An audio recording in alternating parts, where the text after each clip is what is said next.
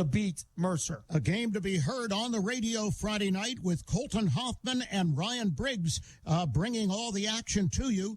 It'll be Conneaut at Sharon. Interesting game. I mean, Conneaut 6-1. What do you say about that? But I will say this. They're taking on a Sharon team that is hungry, and they are trying to peak at this time of year. All 10 of us going with Sharon to beat Conneaut. And 2 1-6 teams round out the schedule this week. Slippery Rock is at Titus. And the experts on this game, 8 of us going with Slippery Rock to win. Landmark and Big Rob Molson in Titusville is going to win this game. And that's going to do it for Pigskin Pickup. And that's going to do it for the Warner's Homes and Improvement Pigskin Preview Show. Coming up next, high school football live from Sharon Tiger Stadium as the Sharon Tigers host the Conneaut Eagles. Join Ryan Briggs and Kolten Hoffman for all the live play-by-play. On behalf This is Sports Radio 96.7, and this is high school football coming up next. Very best.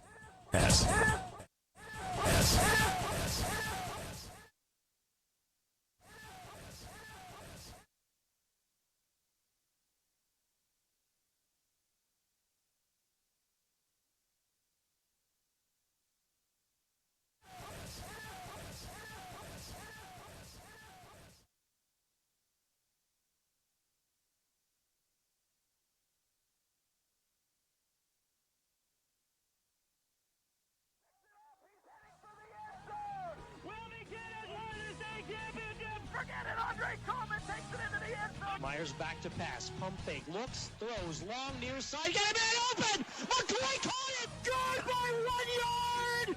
The Faro Steelers are your 2019 state champions! It's the game that separates the men from the boys, and it's happening right now. Tonight on Sports Radio 96.7 and News Talk 790 WPIC, we feature a Region 4 showdown as the Sharon Tigers host the Conneaut Eagles. Our 2025-26 high school sports broadcasts on Sports Radio 96.7 are sponsored by Bill McCandless Ford, located in Mercer and Meadville. The Reinhardt's Agency. It's not the insurance they sell, but the service that makes them better. Lock, Stock, and Barrel, serving giant subs since 1973. Meadville Medical Center, your independent community health system. Shell Restoration, the area's leading installer for roofing, siding, windows, and gutters. St. Paul's in Greenville, and the Ridgewood at Shenango Valley Senior Living Communities. Sharon Regional Health System, dedicated to serving the community. Joanno Legal Group, ready to help you seek justice for your injury. Grove City Area Federal Credit Union, banking but better. Attorney Bill Motor, excellence, experience, and integrity. UPMC Health System, changing healthcare, changing lives. Mercer County State Bank, community-minded since 1911. Mancino's Driving School, where safe driving starts. Vay's Pub and Grill, make it special, make it Vay's. The Sharon American Legion Post 299. Strong advocates for veterans and their families. Warner's Homes and Improvements, making dreams come true since 1958. Hermitage Rotary Club, offering hope for those struggling with prescription opioids. Mailer Insurance, trusted for generations. DK Auto LLC in Grove City, specializing in Southern vehicles up to $15,000. The Laundryman, helping you spend time doing what you love, not laundry. Reed and Daly Associates, providing accounting and income tax services for over 30 years. Minuteman Press in Hermitage, specializing in digital print, design, and promotional services. Penn Ohio Roofing and Siding, offering exterior upgrades online at pennohiorc.com. Sharon Community Health Center, providing compassionate and affordable health care. 21st Century Energy Group, the area's leader in fuel delivery. Please thank these outstanding sponsors for supporting all of our high school sports broadcasts throughout the season on News Talk 790 WPIC and Sports Radio 96.7. Now it's time to go to the field with our countdown to kickoff show with our game announcers, Ryan Briggs and Kolten Hoffman. And we are live tonight here at Sharon Tiger Stadium this evening here on News Talk 790 WPIC and Sports Radio 96.7. the Sharon Tigers close their home schedule by taking on Conneaut in Class 3A Region 4 action. Hello, everybody. Ryan Briggs with you tonight, joined by Kolten Hoffman here at this historic venue.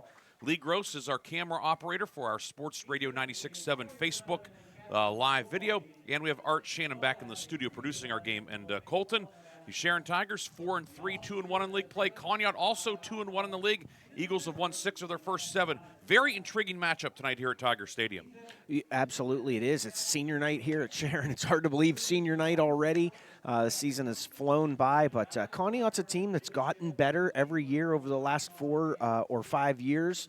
And, they're trying to become a real player in AAA. They had a shot at Hickory earlier this year. Did not fare very well for them, but I think they'll be eager to get a shot at the Sharon Tigers tonight. Conneaut, as we said, 6-1 under head coach Josh Blood in his 4th year. The Sharon Tigers, a little bit up and down. They very easily could have. They could also be 6-1. A couple of very narrow losses: a 2-point loss to Cathedral Prep, a 2-point loss to Hickory. But this is a Sharon team that a lot of experience. As we see the young men being honored tonight on senior night, they are a team that is certainly going to be a force to be reckoned with in the District 10 playoffs. Oh, absolutely. Everyone knows the Sharon team's one of the top AAA teams in District 10. And, they've come off a couple not wonderful performance, I think Coach McElhaney would say. But I really think the focus tonight will be on playing a quick, clean game, really get back on a roll before the playoffs start. Of course, it is senior night, and that can be a good thing. It can also be a distraction for a team. You wonder how Sharon will handle it, because it is there. As I say, enthusiasm is always good. Emotion can be good. Sometimes it can be, it can hinder a team. Well, it's an emotional night. These 17, 18-year-old kids are realizing it's the last time they play on this football field, and they've probably been playing on it since they were pee-wees and midgets, so they've probably got 8 or 10 years of games being played on this field, and this is it. This is the last one, so it's definitely an emotional night for these seniors. Conneaut warming up off to the right. The Sharon seniors being honored in front of us here at Tiger Stadium. Temperature in the low 60s. It is a beautiful night. Not a cloud in the sky. Wind about 5 to 10 miles an hour out of the south, which would be from right to left.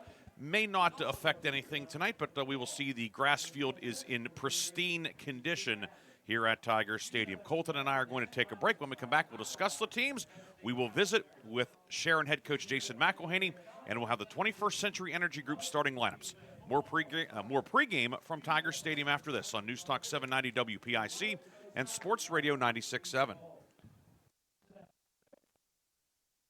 For a career with purpose and growth, G.W. Becker is hiring. As a leader in overhead crane manufacturing, G.W. Becker offer hands-on careers in engineering, skilled trades, and business operations. Enjoy competitive pay, great benefits, and the chance to work on real-world projects with a team that values quality and innovation. G.W. Becker is looking for welders, mechanical assemblers, field service technicians, and other positions. Apply at gwbcrane.com. That's gwbcrane.com. My car does more than take me from here to there, and I expect my insurance to do more too.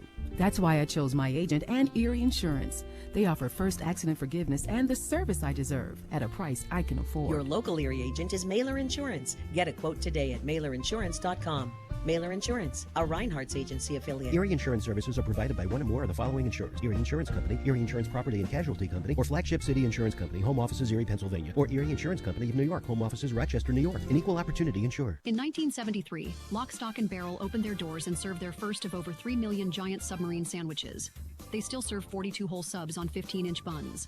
Lock, Stock, and Barrel also offers burgers, specialty sandwiches, wraps, gyros, salads, wings, and even breakfast. Lock, Stock, and Barrel is a full-service deli with party rings and meat and cheese trays available. Located in Sharpsville Plaza in Sharpsville, they are open Tuesday through Friday from 9 to 7 and Saturday from 9 to 3, closed on Sundays and Mondays.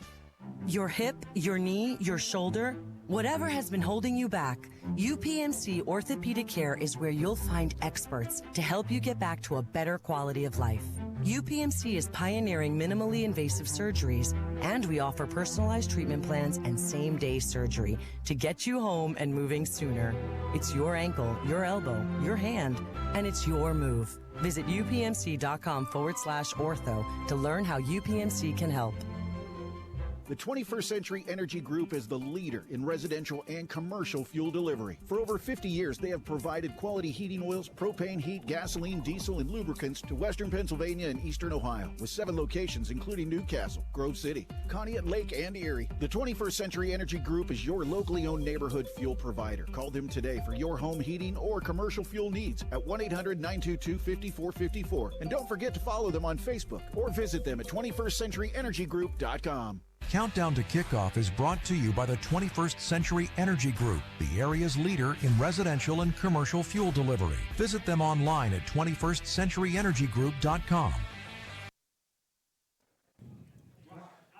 We are back here at Sharon Tiger Stadium. Senior night festivities continuing, along with Kolten Hoffman, Ryan Briggs with you tonight on Sports Radio 96.7 and News Talk 790 WPIC. A special simulcast tonight on this Friday night. Later tonight, it'll be Art Shannon with the Warner's Homes and Improvements fifth quarter scoreboard show. We believe that Bob Greenberg is going to make a cameo appearance tonight. Then I'll go back and help Art bring it home from the studios tonight. Aaron Byro on assignment tonight, as are Mark Slazak and Chris Birch. And for that matter, Bob's on assignment too.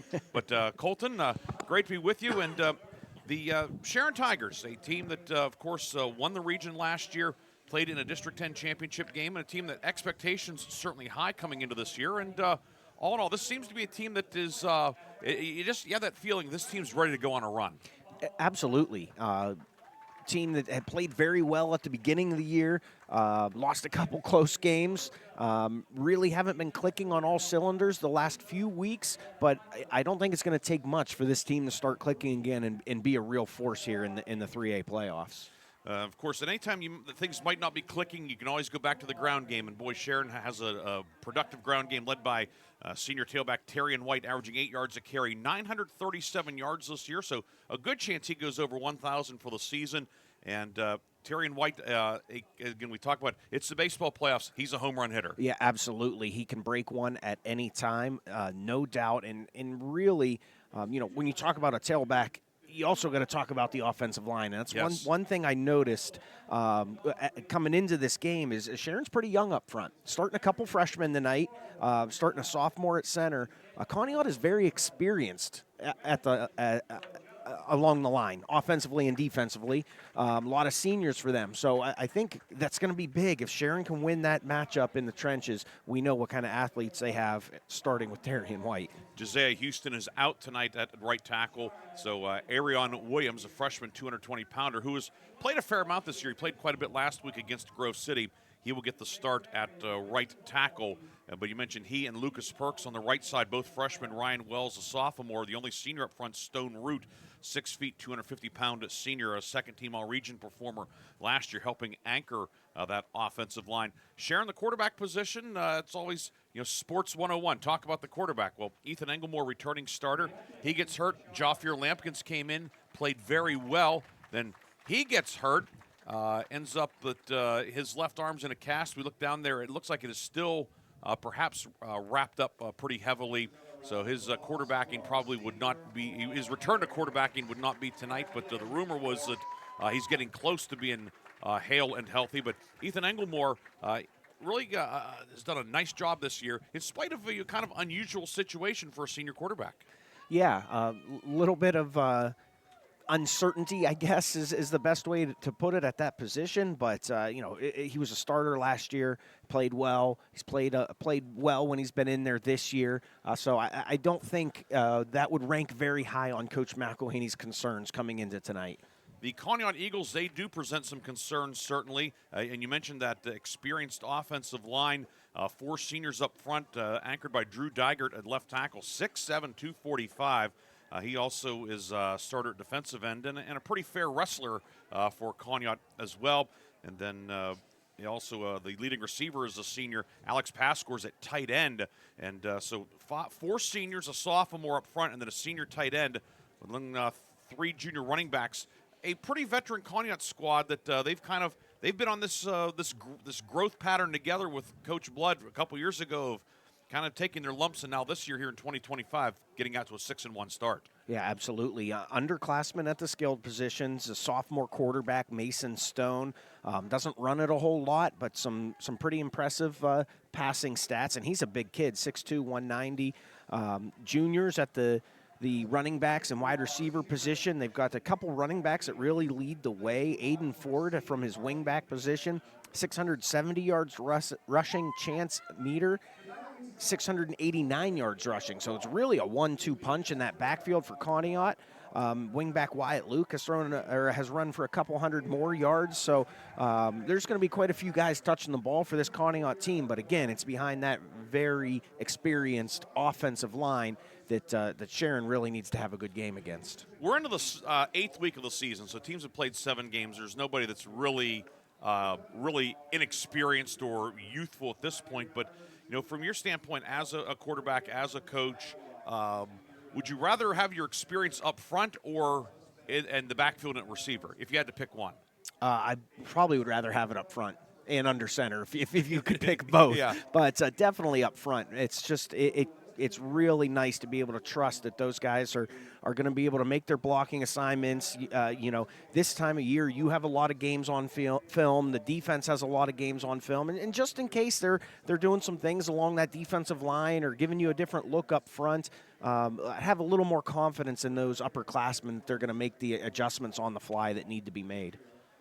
Conneaut and Sharon tonight here on News Talk 790 WPIC and Sports Radio 96.7. We're going to take a break. When we come back, we'll visit with Sharon head coach Jason McElhaney, get his thoughts as his team gets ready to close its home schedule tonight, taking on the Conneaut Eagles, making the trip down from Linesville. We'll be back after this on News Talk 790 WPIC, Sports Radio 96.7, and Sports Radio 96.7 Facebook Live.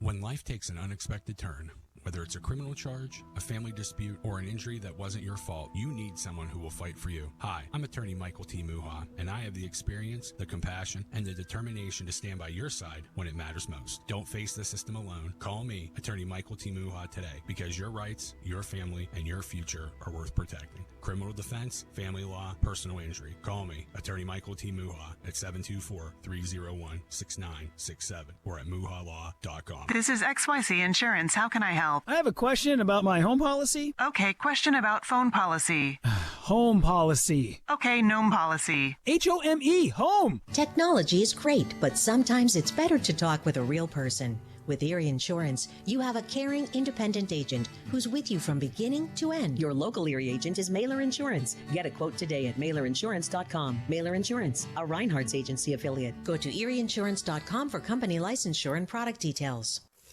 When the finest cuts of meat combine with just the right amount of fire and seasonings, you don't need anything else except a fork and a plate.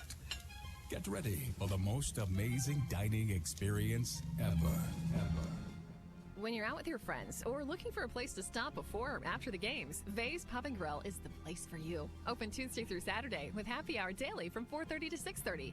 Vay's Pub & Grill, East State Street in Hermitage. Why is your auto loan not at Grove City Area Federal Credit Union? Seriously, why isn't it? If you financed your vehicle at the dealership, you're probably paying way more than you need. Refinance today and receive up to $100 from us. Lower your rate, shrink your payment, and smile more every month. It's fast and simple. For more details, go to gcafcu.org or text the word AUTO to 724-458-7520. The Grove City Area Federal Credit Union. Members of NCUA and Equal Opportunity Lender. Looking for a career with purpose and growth? G.W. Becker is hiring. As a leader in overhead crane manufacturing, G.W. Becker offer hands-on careers in engineering, skilled trades, and business operations. Enjoy competitive pay, great benefits, and the chance to work on real-world projects with a team that values quality and innovation. G.W. Becker is looking for welders, mechanical assemblers, field service technicians, and other positions. Apply at gwbcrane.com. That's gwbcrane.com. Countdown to Kickoff is brought to you by the 21st Century Energy Group, the area's leader in residential and commercial fuel delivery. Visit them online at 21stcenturyenergygroup.com. We're back on News Talk 790 WPIC and Sports Radio 96.7. Ryan Briggs here with Sharon head coach Jason McElhaney. Coach, the Sharon Tigers playing at home for the final time here in 2025. Senior night. Obviously, senior night is always a very emotional night. Sometimes that can be good. Sometimes that can be a bit of a detriment. But what's your feel here as we approach kickoff? I think we're focused. We're where we need to be. You know, most of our guys have kind of been through all this and have played a lot, our seniors. There's a small group of them that haven't played much, and, you know, we're going to try to take care of those guys the best we can tonight. But you're right, it's emotional. I mean, at the end of the day, you know, we know that there's another week and then, you know, the postseason beyond that. But it's still emotional because it's the last time. These guys have been playing on this field for a really long time. So this being the very last time they play always brings a little bit with it. And these seniors, they've accomplished a lot. I know there's some things they still want to accomplish, but it's certainly been a good group, hasn't it? It has. You know, a lot of these are 4-year guys. We don't have a lot of guys that aren't, you know, that full 4-year complement. So they've seen a lot and played a lot and been part of a lot of games here in postseason. Like you said, there's still things they want to accomplish, but it's been a great group all the way through. Watch them develop. Tonight, taking on Conneaut, a team that has had a bit of a resurgence this year, 6-1. Of course, when the consolidation came, Conneaut was immediately a power, and then things kind of fell off. But it seems like Coach Blood has them on the right track. What concerns you about Conneaut? They do some unconventional things offensively. You know, a lot of wing tee principles. I mean, you'll see some wing tee stuff tonight, but you'll see some unbalanced things and stuff like that. And I think they do a really nice job kind of catering to their personnel, putting themselves in positions to be successful. You know, we've been able to look at a lot of film, and the things kind of fit together. I mean, they've got a good plan over there as to how they're going to approach things. So a lot of misdirection from them, you know, and last week, you know, we got caught with bad eye discipline, and that beat us for a big one. So we want to be really eye disciplined defensively and making sure we know what's coming formationally. What are a couple other keys for your team to close the home schedule with a win tonight? Oh, man, all the same boring stuff, Briggsy. But, you know, it's penalties for us. You know, we believe that, like, within the play of the game, man, holds are going to happen, stuff's going to happen. But the post-snap and pre-snap stuff are the things that we think are avoidable and need to go away if we want to achieve goals we want to achieve. And then, you know, we've been great with the football. I mean, we've taken really good care of it. And last week, the 3 turnovers is obviously something that we don't want. So it's eliminating turnovers for us, and eliminating penalties is really what we're focused on tonight. Coach McElhaney, best of luck tonight, and we appreciate your time. Thanks, Briggsy. Appreciate you. That's Sharon head coach Jason McElhaney. When we come back, we'll have more of our pregame. Don't forget, we have the 21st Century Energy Group starting lineups coming up as well on News Talk 790 WPIC and Sports Radio 96.7. The tax team at Reed & Daly Associates is the area's #1 income tax service. Reed & Daly built their practice one client at a time and are proud supporters of student athletes, boosters, bands, and other school activities to keep our diverse community moving forward. When it comes to business or taxes, Reed & Daly Associates will fight for you and help you reach the top of your game. Reed & Daly Associates on South Buell Farm Drive in Hermitage and online at reedanddaly.com. Sharon Regional Health System is celebrating a new chapter, proudly serving the healthcare needs of our community. We have a renewed dedication and unwavering commitment to deliver the highest standard of care that you've come to know and expect. This means reinvesting in our employees, our physicians, and the essential medical technologies needed to provide exceptional care to you and your family. Sharon Regional Health System, continuing the legacy of healthcare in our community. Learn more at SharonRegionalHealthSystem.org. Picture this. You're with a group of friends, and someone offers you a pill. You don't know what's in that pill. The person who gave it to you may not even know. By taking it, you may increase your risk of an overdose. Every day, nearly 300 Americans die from a drug overdose. Get the facts. Be your own advocate. Contact Mercer County Behavioral Health Inc. in Mercer, PA at 724-662-2230 or visit cdc.gov/stop-overdose. Brought to you by the Hermitage PA Rotary Club and the Mercer County Opioid Settlement Fund. Countdown to Kickoff is brought to you by the 21st Century Energy Group, the area's leader in residential and commercial fuel delivery. Visit them online at 21stcenturyenergygroup.com. We are back here at Sharon Tiger Stadium as senior night festivities continue. It is time now for the starting lineups, and the starting lineups, as always, are being brought to you by the 21st Century Energy Group. The 21st Century Energy Group is the area leader in residential and commercial fuel delivery. Call them today for your home heating or commercial fuel needs, and don't forget to follow them on Facebook or visit them at 21stcenturyenergygroup.com. First for the Sharon Tigers on offense, they'll be led by quarterback Ethan Englemore. He's a senior, 6 feet 180. The fullback Logan Perks, 6'1", 220, a junior. The tailback Terrian White, 6 feet 180, a senior. Bishop Root will play, they call it a halfback position, 6'2", 180, a senior. We'll also see him at receiver. The starting receivers are Rakeem Hughes, 6'3", 185, a senior, and Carmez Norris, 6 feet 175, a senior. The offensive line, left tackle Stone Root, 6 feet 250, a senior. The left guard Antonio McGlory, 6 feet 240, a junior. Ryan Wells is the center, 6'1", 250, a sophomore. The right guard is Lucas Perks, 6 feet 190. He is a freshman, and Arion Williams, 6'2", 220, a freshman, will start at right tackle. For Conneaut on defense, it's a 3-4 alignment. The ends are Drew Dygert, 6'7", 245, a senior, and TJ Wallace, 6 feet 200, a senior. The nose tackle is Xavier Harper, 5'9", 180, a senior. The linebackers on the outside, Mason Welchek, 6'2", 195, a senior, and Alex Pascors, 6'3", 205, a senior. Nick Van Air, 6'1", 215, a sophomore at inside linebacker, along with Dustin Harper, a senior, 6 feet 200. The corners are Wyatt Luke, 6'4", 215, a junior, and Braden Feeney, 5'6", 160, a junior. Strong safety is Aiden Ford. He's a junior, 5'11", 180. And the free safety is Johnny Sandow, 5'7", 140, a senior. Turning our attention to the Conneaut offense, the quarterback is Mason Stone, 6'2", 190, a sophomore, 411 yards passing this year, 5 touchdowns, and only 2 interceptions.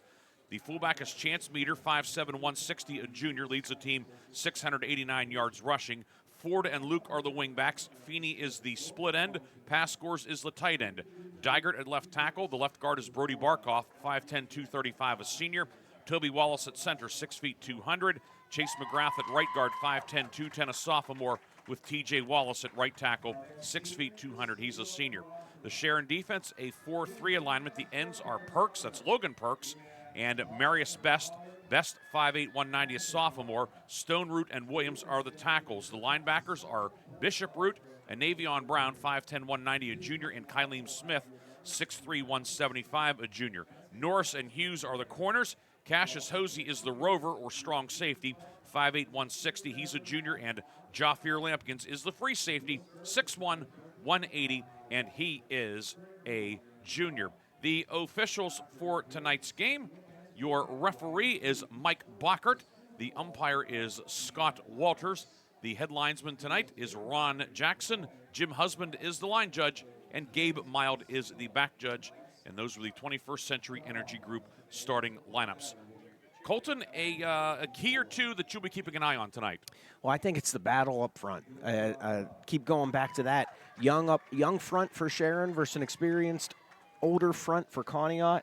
And it's the opposite at the skill positions. Sharon, very experienced, senior-laden at the skill positions. Conneaut's a little younger at the skill positions. So just an interesting dichotomy, and we'll see who wins those matchups. Don't forget, after the game, we will have the Reinhardt's Insurance Player of the Game and the Lock, Stock, and Barrel Play of the Game. That's coming up later tonight here on Sports Radio 96.7 and News Talk 790 WPIC. We, of course, will be keeping everybody up to date on all the scores as well. Looking at the local schedule tonight, there are 6 games total. 2 games played last night. Lakeview getting win number 1, 46-41 over Conneaut. That's like a basketball score, those teams playing, but congratulations to Lakeview, a really young team getting win number 1. That's a team that's taken some lumps against some veteran teams. Good to see the Sailors get a win last night. Yeah, absolutely. That's a big Region 2 matchup as some of those schools are jockeying to get into the playoffs. Congratulations to Lakeview. Lakeview gets a win, and then in the game you heard here on Sports Radio 96.7 last night, it was Hickory holding off Grove City by a final of 21-14. A tight one throughout. Hickory stopping Grove City on downs late in the game to record the victory. Hornets go to 7-1 overall, 4-0 in the league, clinching at least a share of the title. Hickory likely the number 1 seed in the District 10 3A tournament. Grove City, 3 straight losses for the Eagles, but 3 losses against Oil City, who's 6-1, Sharon, and Hickory. All 3 tight games, which Grove City came from behind. Eagles are going to be a team that nobody wants to draw in the playoffs. Right, and they still have to play this Conneaut team as well, so that could be an interesting matchup here late in the season. That's next week at Forker Field, and that very, very well could be maybe a play-in game or a game for seeding, depending on how things shake out tonight and next week. So those are last night's games. The other games in Mercer County tonight, Farrell is taking on Sharpsville. That is at West Middlesex. Homecoming at West Middlesex. Wilmington at Mercer. The Reynolds Raiders, they have the open date in the league. They are taking on Lucas, Ohio tonight, coming from the Mansfield area.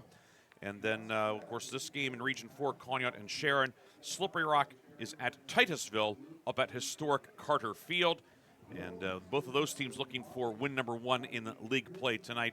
And then a full slate of games across District 10 as well. We'll keep you up to date on those. We'll have the Lock, Stock, and Barrel halftime update as well, presenting all of the scores. Senior night festivities continuing. I don't think we're going to start at 7 o'clock tonight. I think we're going to get a late start here. Looking down in the corner of the end zone here, there's probably about 6 or 8 non-football participants that still need announced.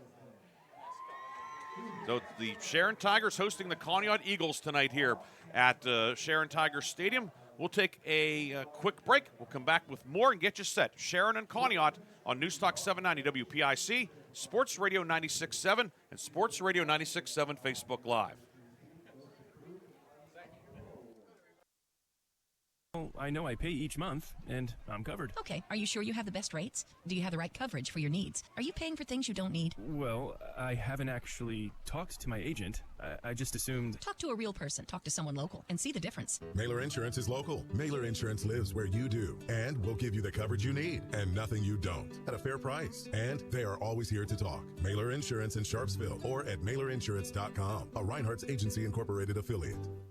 Agriculture is more than a business. It's a way of life. My bank understands agriculture. They're local. They're here for the long haul. Agriculture is a business that varies like the weather. That's why I need a financial partner I can grow with, in good times and bad, whether or not. Mercer County State Bank. Member FDIC. Your community bank. Online at mcsbank.bank. Sharon Regional Health System is celebrating a new chapter, proudly serving the healthcare needs of our community. We have a renewed dedication and unwavering commitment to deliver the highest standard of care that you've come to know and expect. This means reinvesting in our employees, our physicians, and the essential medical technologies needed to provide exceptional care to you and your family. Sharon Regional Health System, continuing the legacy of healthcare in our community. Learn more at SharonRegionalHealthSystem.org. The first quarter is brought to you by the Grove City Area Federal Credit Union. Banking, but better. Welcome back to Sharon Tiger Stadium as darkness descends upon the Shenango Valley. Beautiful night. Temperature around 60. We'll be in the low 50s by the time this one finishes up. I'm Ryan Briggs, Kolten Hoffman to my left. We have Lee Gross on camera tonight. Art Shannon back in the studio producing our game here on both 790 WPIC and Sports Radio 96.7 as Sharon Band senior night continuing here. And we're scheduled for 7 o'clock kick, and we're going to be a few minutes late tonight. I feel like we're at a rain delay here in the spring, Briggsy. You don't get this too often in the fall. I know, and fortunately, no threat of rain tonight. All in all, we've had, so far, and again, we still have perhaps several more weeks of football, but we've been blessed with great weather, haven't we? Yeah, Friday nights have been wonderful this late summer and early fall, that's for sure. But, I mean, you've got the Conneaut team standing on the sidelines over there. They've been there for a good 10 minutes. Sharon team is still in the locker room waiting to come out. It's just, a little unusual wrinkle that you don't often get here. So I expect both teams to be ready to play, but this is certainly a little water on the fire as you get fired up and ready to play a football game. Well, and for Conneaut, too, of course, the visiting locker room is down over the hill, down in the high school. They trudge up the hill, and then they come out here ready to go, and then they wait. Yes. And they wait, and they wait. And, again, though we know that they're ready to go and will be ready to go, but, it's not like they could just, go back and hang out in the locker room. It's right. It's a long way down. Yeah, it's a hike, and they were up here a few minutes earlier than most teams probably, just to make sure they navigated that walk on time. So, yeah, but Briggsy, I bet we're probably still 10 or 12 minutes away here from kicking off. Sharon and Conneaut tonight here on the radio. Of course, tomorrow morning on Sports Radio 96.7, Coach's Corner, George Abraham, Albert Campman, with the People's Champ, Art Shannon, running the board for that. They'll be on from 9 until 11. They'll recap tonight's action. They'll also talk about the big slate of college football action as well as into October. Tomorrow here on the radio, Pitt Panther football. Panthers are at Florida State, taking on the Seminoles. Both teams at 3-2. Florida State's dropped to number 25 in the rankings. Panthers coming off a big win last week over Boston College. 11 o'clock will be the pregame start and noon kick from Doak Campbell Stadium down in Tallahassee. And then Monday night, Hugh Ringer, Bob Greenberg will have Pick Sports Line from 5 until 7 on both stations. They'll talk about Pitt. We'll talk about, of course, Steelers-Browns Sunday. That's always an interesting topic, certainly. It is. I think parts. Hugh and Bob will always be fired up for their show after that one. And I saw we're going to have a little bit of a live playoff reveal this year. Yes, for various sports in District 10.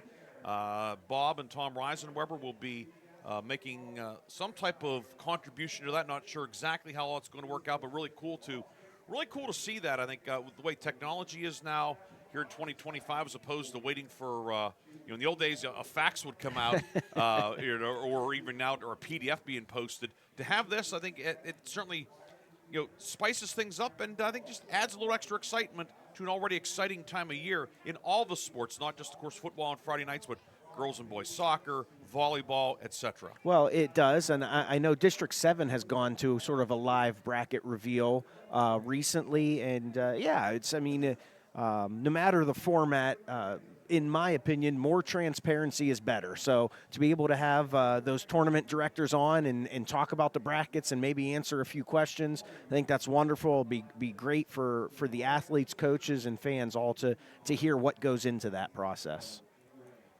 Sharon and Conneaut tonight. You can see the beautiful Tiger Paw logos at midfield. They were there last week for homecoming.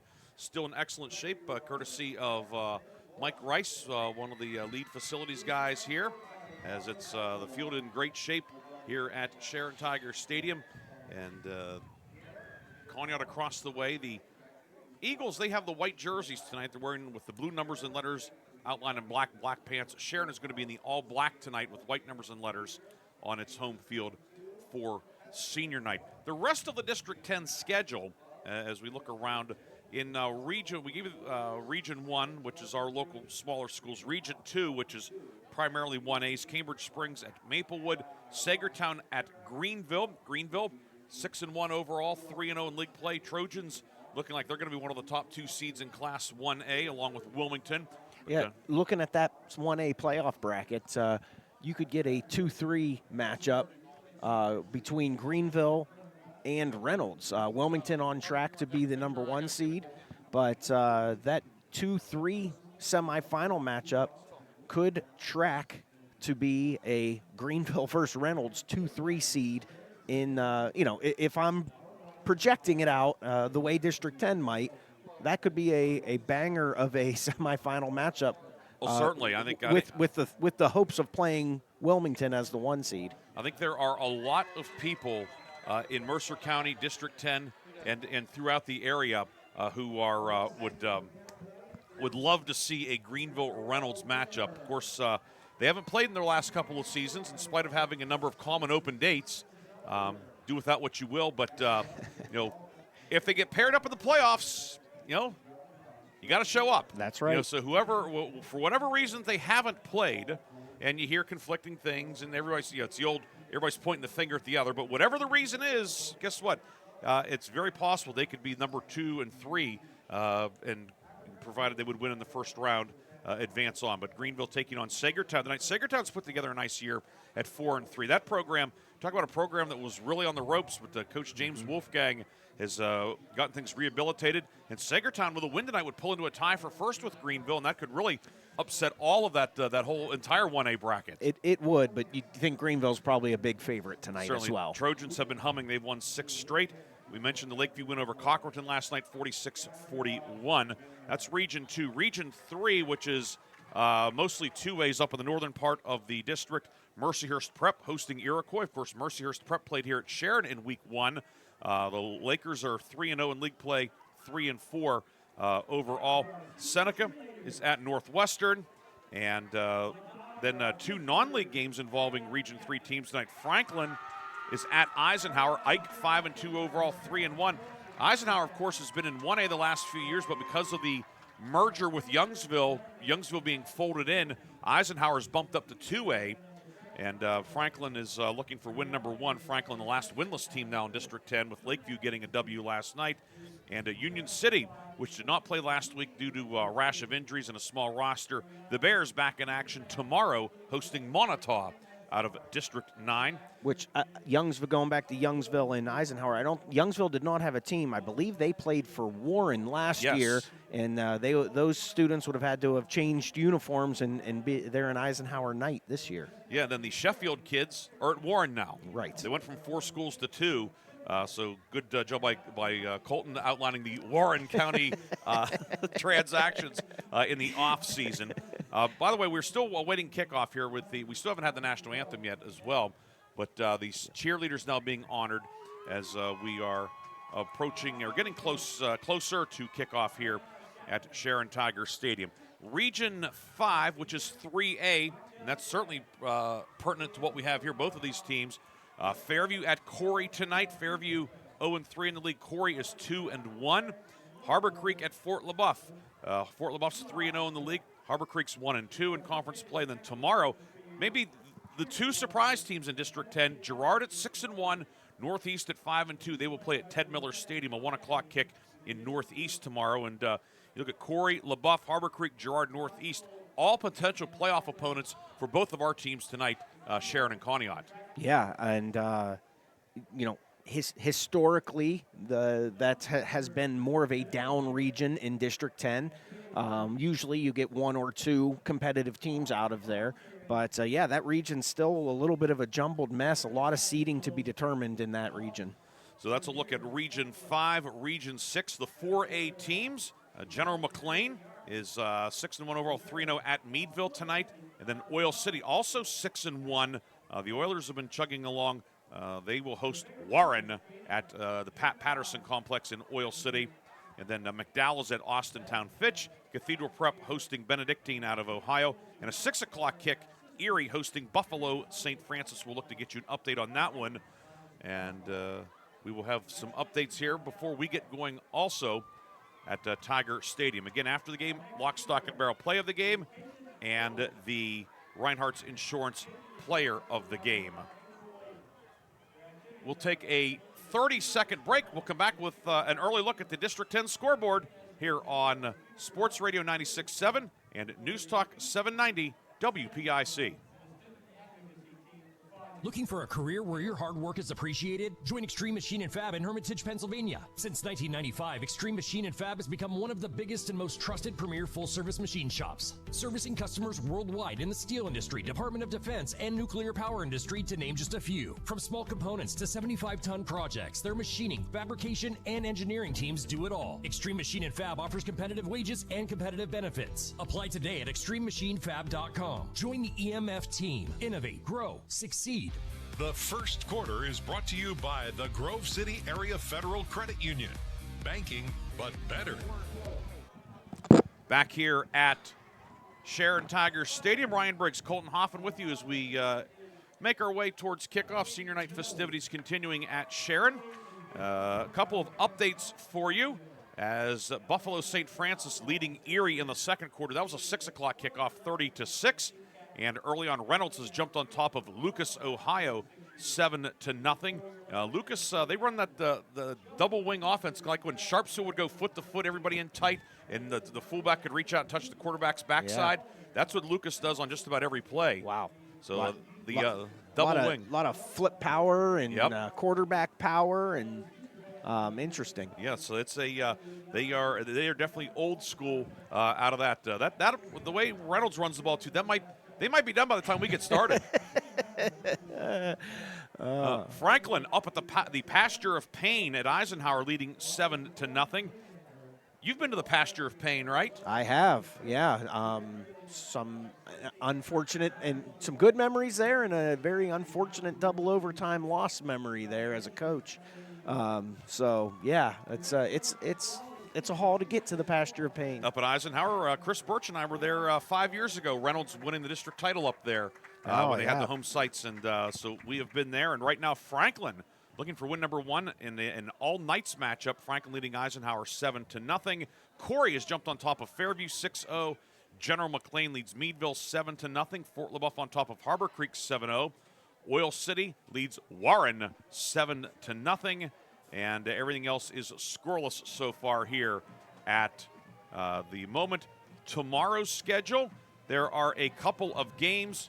As we said, Girard is at Northeast, and Union City hosting Montauk. And Art Shannon passing on an update to us from down at West Middlesex. Farrell leading Sharpsville 8-0 in the early going in that one. So Farrell, which is coming off a tough one last week, 40-24 down at Steubenville. Steelers played pretty well against that traditional Ohio power.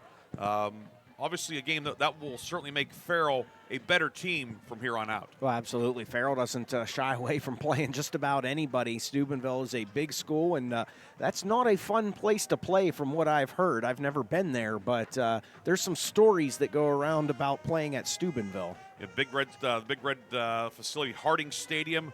And had a chance. I saw some of the highlights and stuff. The stadium looks impressive and just a big-time atmosphere. And no doubt something that's going to benefit Farrell down the road. Steelers close the regular season. They have Reynolds next week in the region finale, Cathedral Prep in Week 10. Wow. So the Steelers, back in 1980, the Washington Collins Band, which formed out of the remnants of Leonard Skinner, their debut album was Anytime, Anyplace, Anywhere. That's the Farrell Steelers motto. It absolutely is. And the Sharon Tigers are getting ready to make their way out onto the field beneath us through the tunnel, through the fog machine. As the lights have taken full hold here at Tiger Stadium, and we're going to start. Just like the old days, we start. When you were a young man, your dad Kevin was the game manager here. The 7:45 kickoffs. Yeah, we're closing in on that.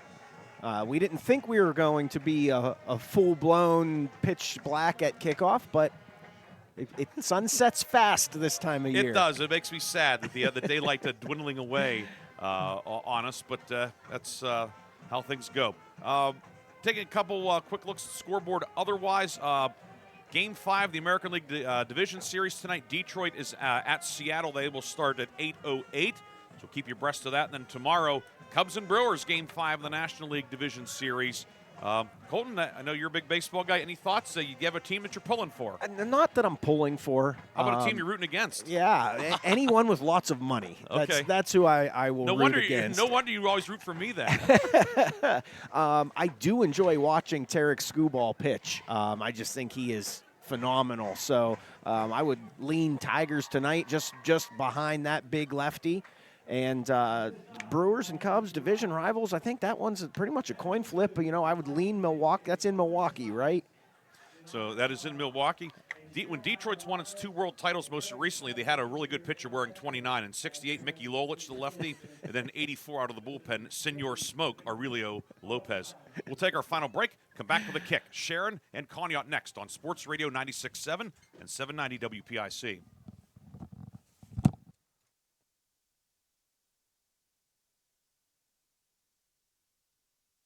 Celebrating their 3rd year on the Qualified Remodeler Top 500 list and sweeping 4 categories in the 2025 Best of the Best Awards. Shell Restoration is your trusted choice for roofing, siding, windows, and more. Visit the brand new Shell Restoration state-of-the-art showroom at 2110 East Washington Street, Newcastle, during their grand opening on Saturday, October 18th from 10 a.m. to 2 p.m. Touch, feel, and choose premium materials with confidence. Visit shellrestoration.com today.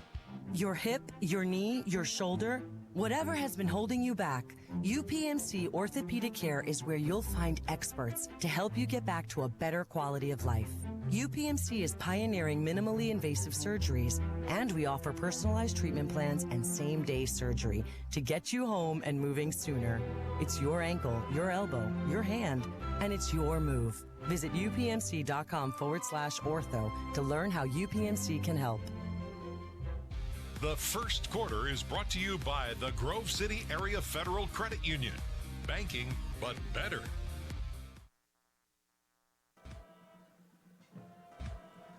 Back here at Sharon, the alma mater being played. We're going to take we're going to squeeze in one more break. Art Shannon has one queued up for us. When we come back, the coin toss and the kickoff.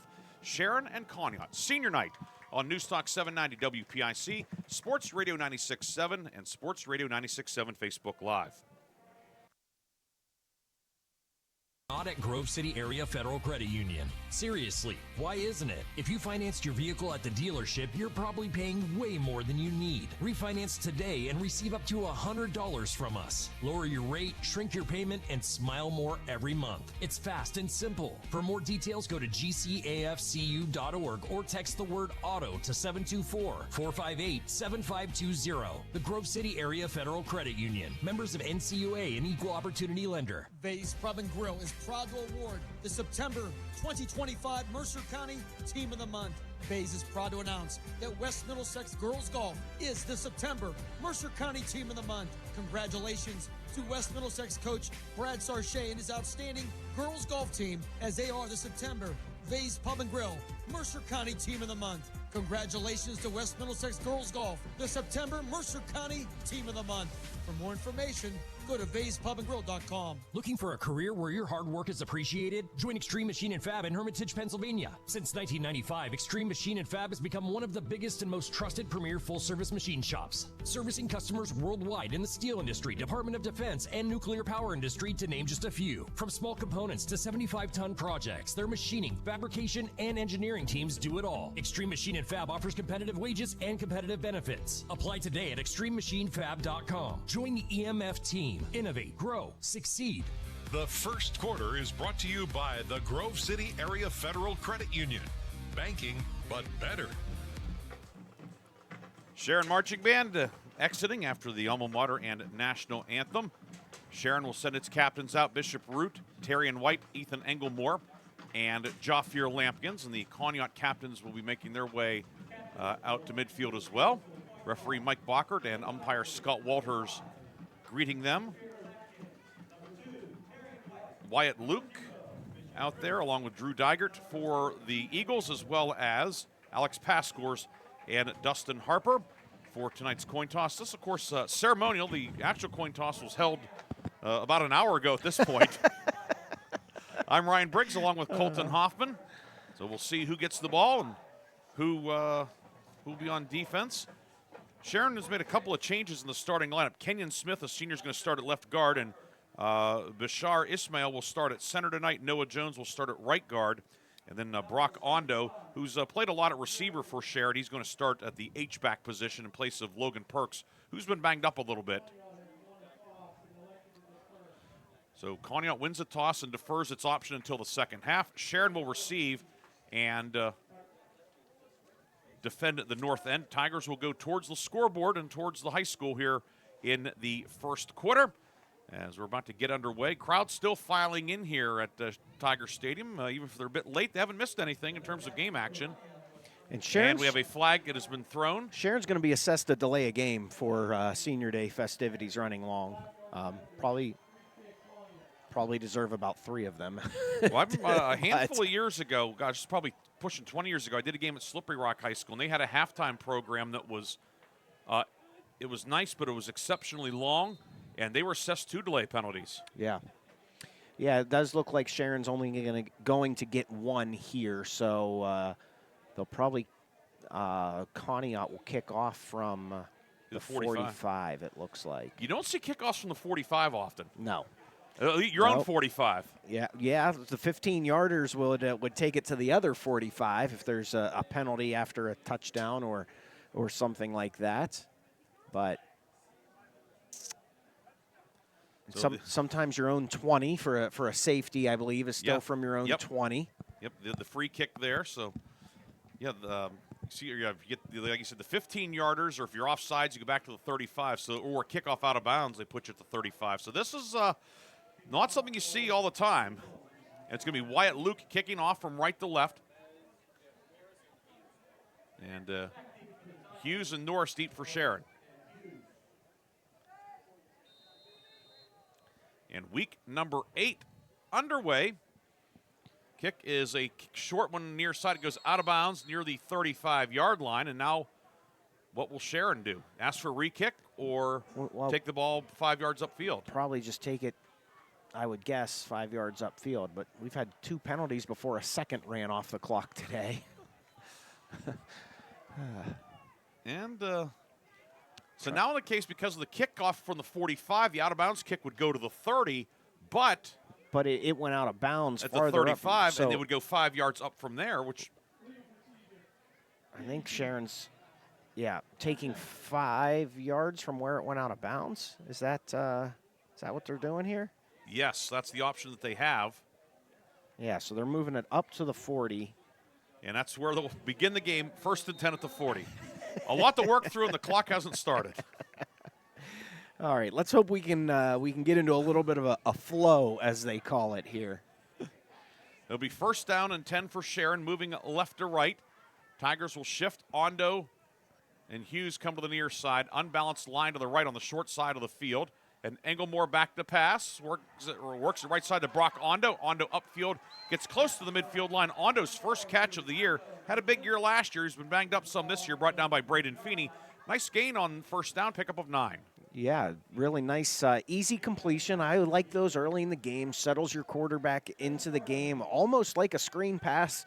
Not much down the field route running. Just a quick underneath pass and a nice pickup for Sharon to start the game. So 2nd down and 1 at the Sharon 49. Ball in the near right hash. 3 receivers to the right. Englemore in the pistol with Terry and White behind him. The handoff goes to White. He is hit by Dygert. And it'll be a short game, but Terry and White across the midfield line has enough for the 1st down. Yeah, and just that explosiveness you could see from Terry and White there. He saw a hole straight ahead that he wanted to hit, but Dygert came from the defensive end position, came crashing down the line and able to stop him for a short gain, but still a 1st down. 6'7", 245 was a 3-4 end. He's a handful. Yeah, absolutely. Carmez Norris goes in motion from right to left. Handoff is to White around the right side. White breaks a tackle. White spins, and he's going to be stacked up at the 44-yard line of Conneaut. Pickup of 4 for Terry and White. Outside linebacker Mason Welchek had a hand on him there, but Terry and White's speed just too much, able to turn the corner, and that could have been a no gain or a loss, and he was able to pick up a few there. We'll give him 3 to the 45, 2nd down and 7. The nose tackle, Xavier Harper, helping to bring him down. 2 backs in the backfield on either side of Englemore in the shotgun. Perks checks in. He motions right to left. Bishop Root to the left of Englemore, White to the right of him. Rakeem Hughes wide left on the wide side of the field. On the near side is Carmez Norris. Low snap, goes back behind Englemore. It's picked up back at the 45-yard line by Root, and then he is going to be drilled as Nick Van Air came through to drop him. It's going to be a loss of close to 11 and putting Sharon in 3rd and long. Yeah, that's just the execution that Sharon just hasn't quite had the last couple of weeks. Promising start to the drive and then a negative play, and it puts you into 3rd and long. So the worm burner of a snap makes it 3rd and long for Sharon. 3rd and 17 back at the 45, just shy of the 45. Englemore in the pistol. Back to pass, throwing the ball downfield. Englemore looking and incomplete. Looking for Bishop Root, and it's going to be 4th down. Well, really nice coverage from the safety there, Aiden Ford, right on Bishop Root's back. Would have been an amazing catch had Root come down with it. Really good coverage, and the negative play on 2nd down forces a 3rd and long, and Sharon's now in a punting situation. Tigers will punt, and it is Englemore to kick. Snap from Cassius Hosey is back. Ford, the return man, will watch it hit, and it takes a right turn out of bounds just past the 30-yard line, but there is a flag in the middle of the field, and we'll see what the infraction is. There's some multiple flags down, I think. One on the far side and one in the middle of the field. So we'll see what this is. We had 2 flags before any time came off, so there's one flag back at the line of scrimmage far side and then one in the middle of the field, so I would presume 2 different fouls. I would think so. I wonder if one is an illegal formation. That would be my first guess. Mike Bockert about to tell us. Illegal participation on the kicking team. 16 yards from the end of the punt. First down. So illegal participation. Did they have 12 guys out there? I'm not sure. I'm not sure what that. I think they're saying a 15-yard penalty. Which that would be for playing with 12. So the ball went out of bounds at the 31. It's a 24-yard punt, but then the 15-yard penalty will take the ball out to the Conneaut 46-yard line. Excellent field position for the Eagles as they get their hands on the football for the first time tonight. 9 minutes and 17 seconds to go in the first quarter. For those of you watching on our Sports Radio 96.7 Facebook feed, our clock, it's an unofficial clock, but it's close.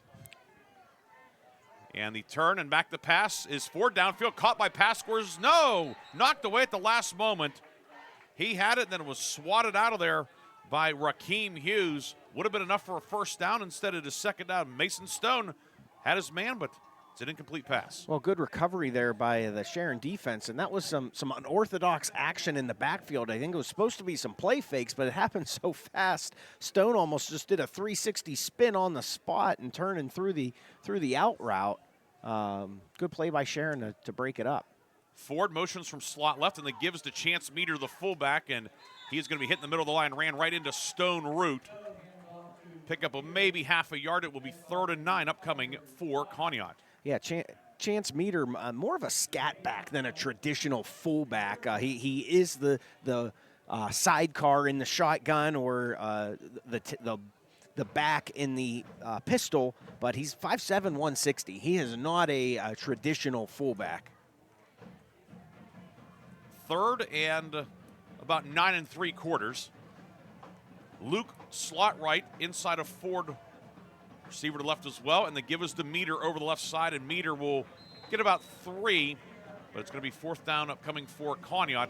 Williams making the start tonight for Sharon, making the tackle, and Conneaut with the good field position, but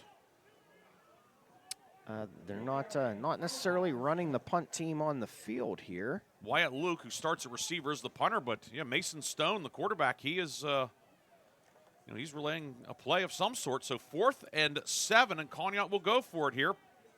4 minutes gone by. Double wing set. Tight end to the left. Rolling right is Stone, throwing it downfield, and it's caught by Luke, but Luke is going to be driven back. He did not get to the first down marker. Cassius Hosey in on the stop along with Jafir Lampkins. So Conneaut goes for it, does not get it, and Sharon takes over on downs with 7:49 to go in the first quarter.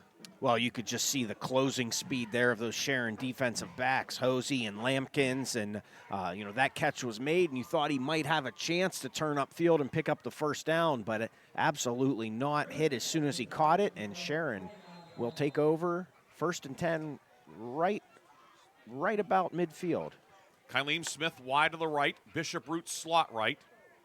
2 receivers left as well. Engelmore in the pistol, back to the pass. Engelmore throwing it near side, and it is caught by Root, who is hit, breaks a tackle, stumbles forward down to about the Conneaut 40, a pickup of 11. Bishop Root picks up the first down, a hard-earned 11-yard gain. Yeah, really nice job breaking tackles. Zone defense from Conneaut there, and the defensive back came closing in on him and hit him as soon as he caught it. But good strength by Root, able to break the tackle and move the chains. Bishop Root making his 20th catch of the season. Engelmore downfield, near side caught by Kylene Smith along the sideline. Smith down to the 27, pickup of 13 more, and back-to-back first downs for Sharon. Feeney pushed him out of bounds, but ball down to the 27-yard line. Englemore started out 3 of 4. A really nice timing on that pass play, out-breaking route, caught right on the sideline. Englemore put it right on the money, and Sharon comes out throwing the ball here early on this second drive. Englemore swings it left side. It is caught by Carmez Norris as the defender got a hold of him by the jersey and hauled him down. That was Venair. Short pickup for Carmez Norris, his 20th catch of the year. It'll be second down and about 8 coming up from the 25 of Conneaut. Well, really nice tackle by Venair. He fighting off a block and able to reach one arm out and get the jersey and stop Norris right in his tracks. 6.5 minutes to go, first quarter. Englemore fakes the handoff, rolling right. Englemore on the move, downfield, and a nice grab made by Hughes, the 15, Rakeem Hughes, down close to the 10-yard line, pushed out of bounds by the strong safety, Aiden Ford. But the Sharon Tigers have entered the McCandless Ford red zone. McCandless Ford, your one-stop shop in Mercer and Meadville. Tigers going through the air have first and goal at the 10. Well, really nice execution by Englemore on this drive. A really nice route there by Hughes, and Sharon's showing off some of its weapons on the outside here. 5 completions, 5 different receivers. Norris in motion, and the give is to Terrian White. White over the left side, bouncing outside, gets a block, and Terrian White will take it in for the touchdown. Terrian White scores from 10 yards out, his 12th touchdown run of the season, and Sharon has a 6-0 lead. Yeah, and it's almost the throw-to-run mentality here for Sharon. 5 straight completions or 4 straight completions, and then Arnold up the middle, basically untouched. And Sharon, first to put points on the scoreboard here tonight. 6-0 with Yusuf Cannon on to kick the extra point, sends it up, and it is good. He remains perfect on the season, and the Sharon Tigers have a 7-0 lead. We have 6 minutes, 11 seconds to go in the first quarter. Kolten and I will come back with a Sharon kickoff on News Talk 790 WPIC and Sports Radio 96.7. Mine has a slight dent in the driver's side door and a few other minor scratches, but hey, considering the deal I got, I can live with a few imperfections. Well, I got the great price without the imperfections. Whoa, there's no way that's used. DK Auto LLC is a veteran-owned and operated used car dealership in Grove City. And with DK Auto's attention to detail, were it not for the title, you'd swear you're driving new. See the amazing selections at DKAutoLLCPA.com. Looking for a career with purpose and growth? G.W. Becker is hiring. As a leader in overhead crane manufacturing, G.W. Becker offer hands-on careers in engineering, skilled trades, and business operations. Enjoy competitive pay, great benefits, and the chance to work on real-world projects with a team that values quality and innovation. G.W. Becker is looking for welders, mechanical assemblers, field service technicians, and other positions. Apply at gwbcrane.com. That's gwbcrane.com. The first quarter is brought to you by the Grove City Area Federal Credit Union. Banking, but better. Sharon Tigers taking over at the 49 after the 4th down stop. They go 5 plays, 51 yards, a minute 38. Terrian White with the 10-yard touchdown. It is 7-0, the Sharon lead.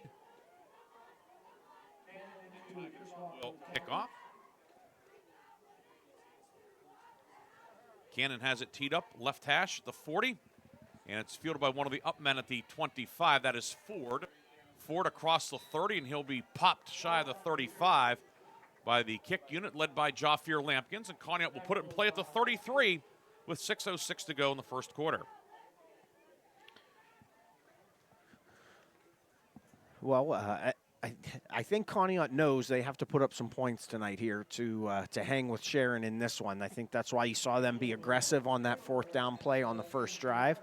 So we'll see what they have here on the second drive to answer. Stone comes out in the shotgun.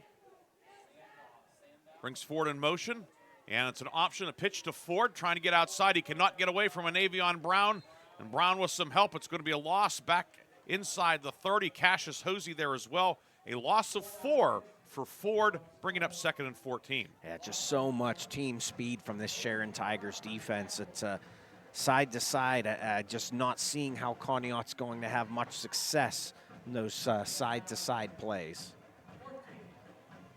2nd and 14 at the 29 for Conneaut, working right to left on the near left hash mark. Stone will now line up as a receiver to the left. Essentially a single wing look. And the snap goes to Wyatt Luke. And Luke will get across the 30 to the 31. Bringing up 3rd down and long, though, for Conneaut. A wrinkle thrown by the Eagles. Yeah, a little bit of a wildcat formation. You'll hear that called sometimes. But direct snap to one of the ball carriers. A little bit of a power run, but not much room there for Conneaut here. Stone will check out on this 3rd and 12. And Mason Welchek, starting linebacker, he will check in. So looks like Luke is the one talking to the rest of the huddle. 3rd and 12 at the 31. Back judge counting down. Conneaut is perilously close to a delay penalty. Yeah. And here it comes. They're not going to get this off for sure. Well, the delay of game penalty will send it back to the 26. It will be 3rd and 17 now. That is the, oh, no, before that, the timeout, Conneaut. Okay. So Conneaut got the timeout with 4:34 to go in the first quarter. Sharon leading 7-0. We'll come back with a 3rd down play after this on News Talk 790 WPIC and Sports Radio 96.7. For compassionate, affordable health care, Sharon Community Health Center provides high-quality medical services to all, regardless of insurance coverage or financial status. Sharon Community Health Center's experienced professionals offer comprehensive care, from routine checkups to specialized treatment. Sharon Community Health Center is committed to removing barriers and making healthcare accessible for everyone in our community. Call 724-347-5529 or visit SharonCHC.org to learn more and schedule your appointment today. The first quarter is brought to you by the Grove City Area Federal Credit Union. Banking, but better.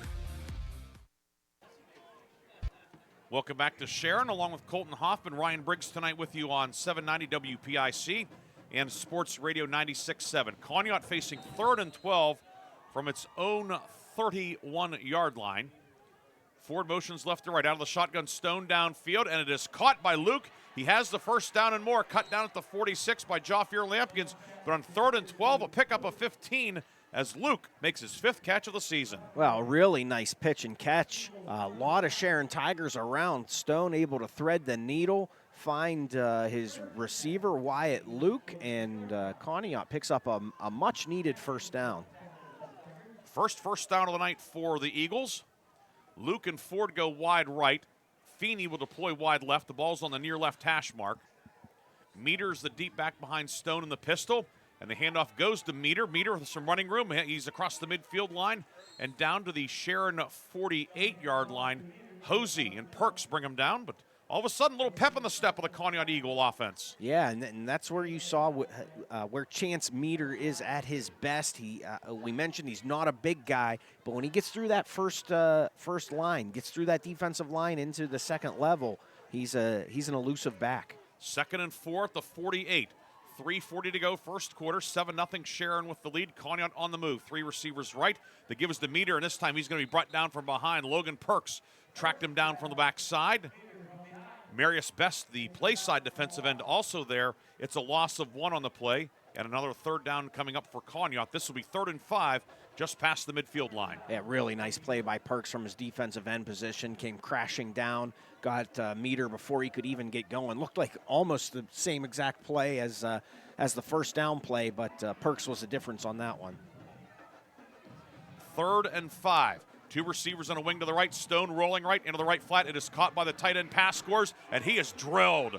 He had a full head of steam, and so did the defender on the far side for Sharon, as that was Joffier Lampkins who drops him. It's going to be 4th down.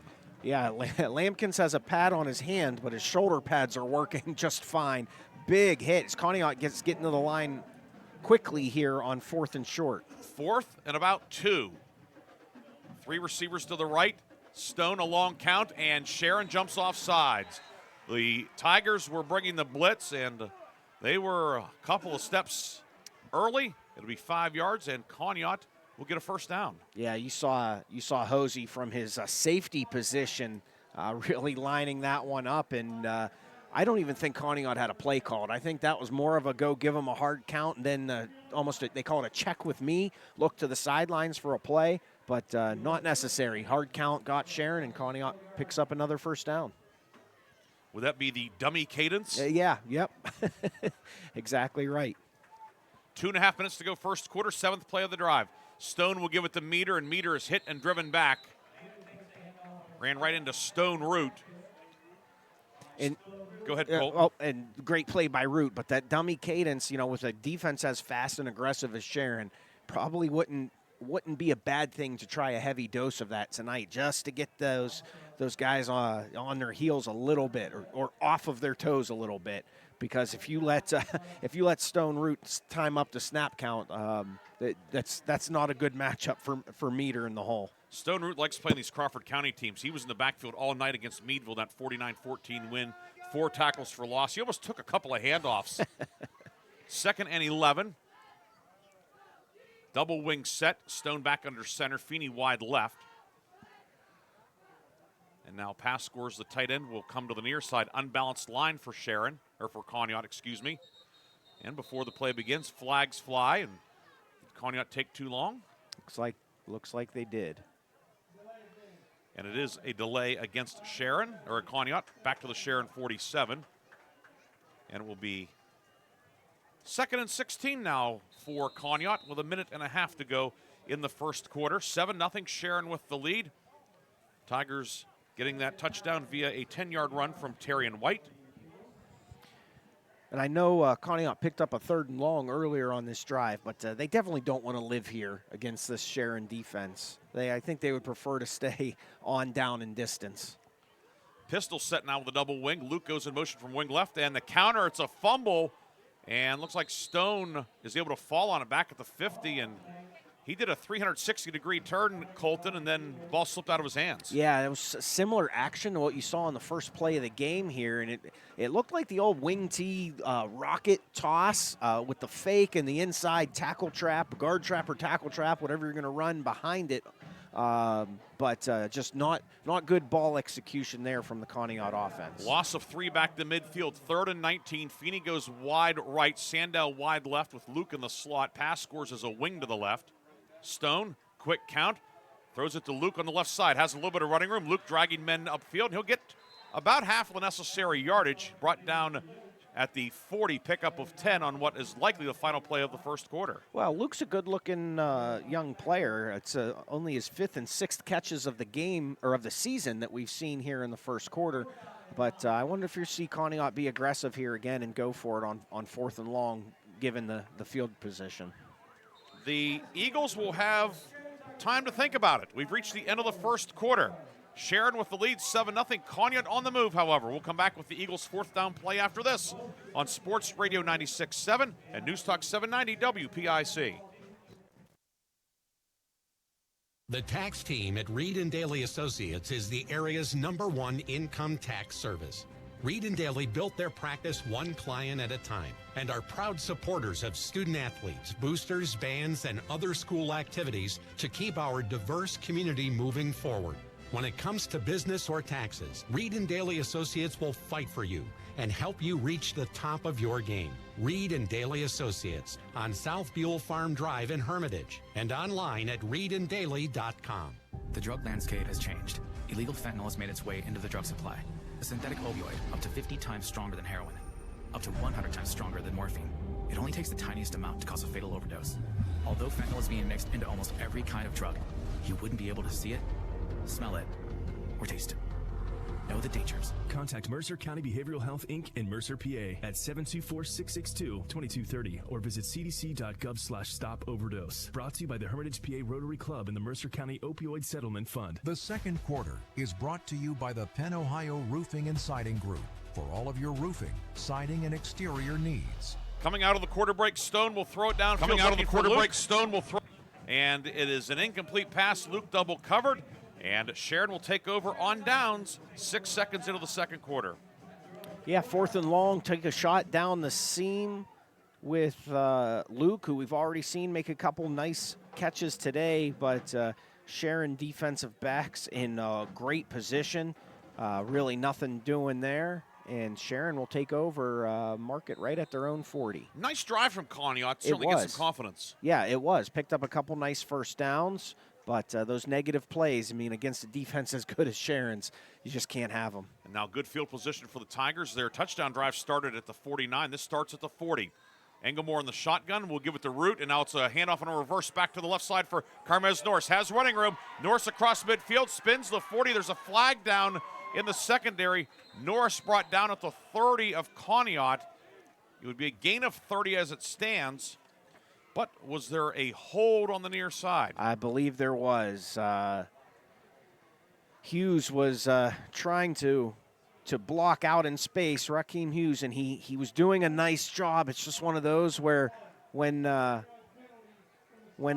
defender starts getting away from you, you're out in space, you got to let go, and he just held on a little too tight.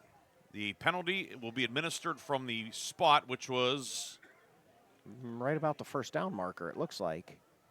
Yeah, now they're going to move it. Where are they going to put it down? Yep, right at the 50. So gain of 10, 10-yard penalty. We'll do 1st and 10 all over again. That'll wipe out a good chunk of the game, but. And you heard Coach McElhaney talk about those penalties in the pregame. He'll live with that. His receivers out there trying to block for a teammate. Those are the things that just sometimes happen in the course of a game. 1st and 10 again. This time the handoff comes to Root over the left side. Root cuts upfield. Bishop Root across the 45 out to the 47-yard line. And on the tackle was Harper for Conneaut, but a nice gain for Bishop Root on his first carry of the night. Out to the 47. 2nd down and 3 upcoming for Sharon. Root averaging 9.6 yards a carry this year. Of course, it's great to see him back this year. Missed last year due to a knee injury. Missed the season opener as well, then fully cleared and looks as good as ever. Yes, he does. 2 receivers left, wing to the right. Engelmore downfield. It's caught by Raheem Hughes at the 45 of Conneaut. He has the first down. He's going to be dumped at the 41 by Feeney, but Raheem Hughes makes his 2nd catch of the night, and Sharon picks up the first down on the completion to the 40, pickup of 13, Engelmore to Hughes. Well, it's just a really nice pitch and catch. Conneaut in a soft zone defense there. Easy pitch on the curl route to the outside. That outside linebacker's got a long way to go to get out underneath that in his zone, and a good execution by Ethan Engelmore. Hughes wide left, 2 men to the right. Engelmore deep drop. Engelmore throwing the ball down the middle of the field, incomplete. Looking for Carmez Norris, who was covered downfield by the safety man, Aiden Ford. It will be 2nd down and 10 for Sharon. Yeah, not Engelmore's best throw of the night, but it looked like Norris might have picked that one up a little late. Ball kind of bounced at his feet, and just not able to make the pitch and catch there for Sharon on the deep ball. 2nd and 10 now at the 40. Sharon working right to left on the near left hash. Black jerseys, black pants, white numbers and letters, orange and white trim, black helmets. Carmez Norris in motion left to right, and the handoff goes to Terry and White up the middle. White bouncing back to the left, has the 30 and more. White outside of the 20. Terry and White to the 15, cuts back inside of a man, down inside the 10. Pass scores with a touchdown-saving tackle on Terry and White. He'll pick up 31 on the carry, and Sharon has returned to the McCandless Ford red zone. McCandless Ford, your one-stop shop in Mercer and Meadville. Well, just the explosiveness from Terry and White. Nice job up front by that offensive line.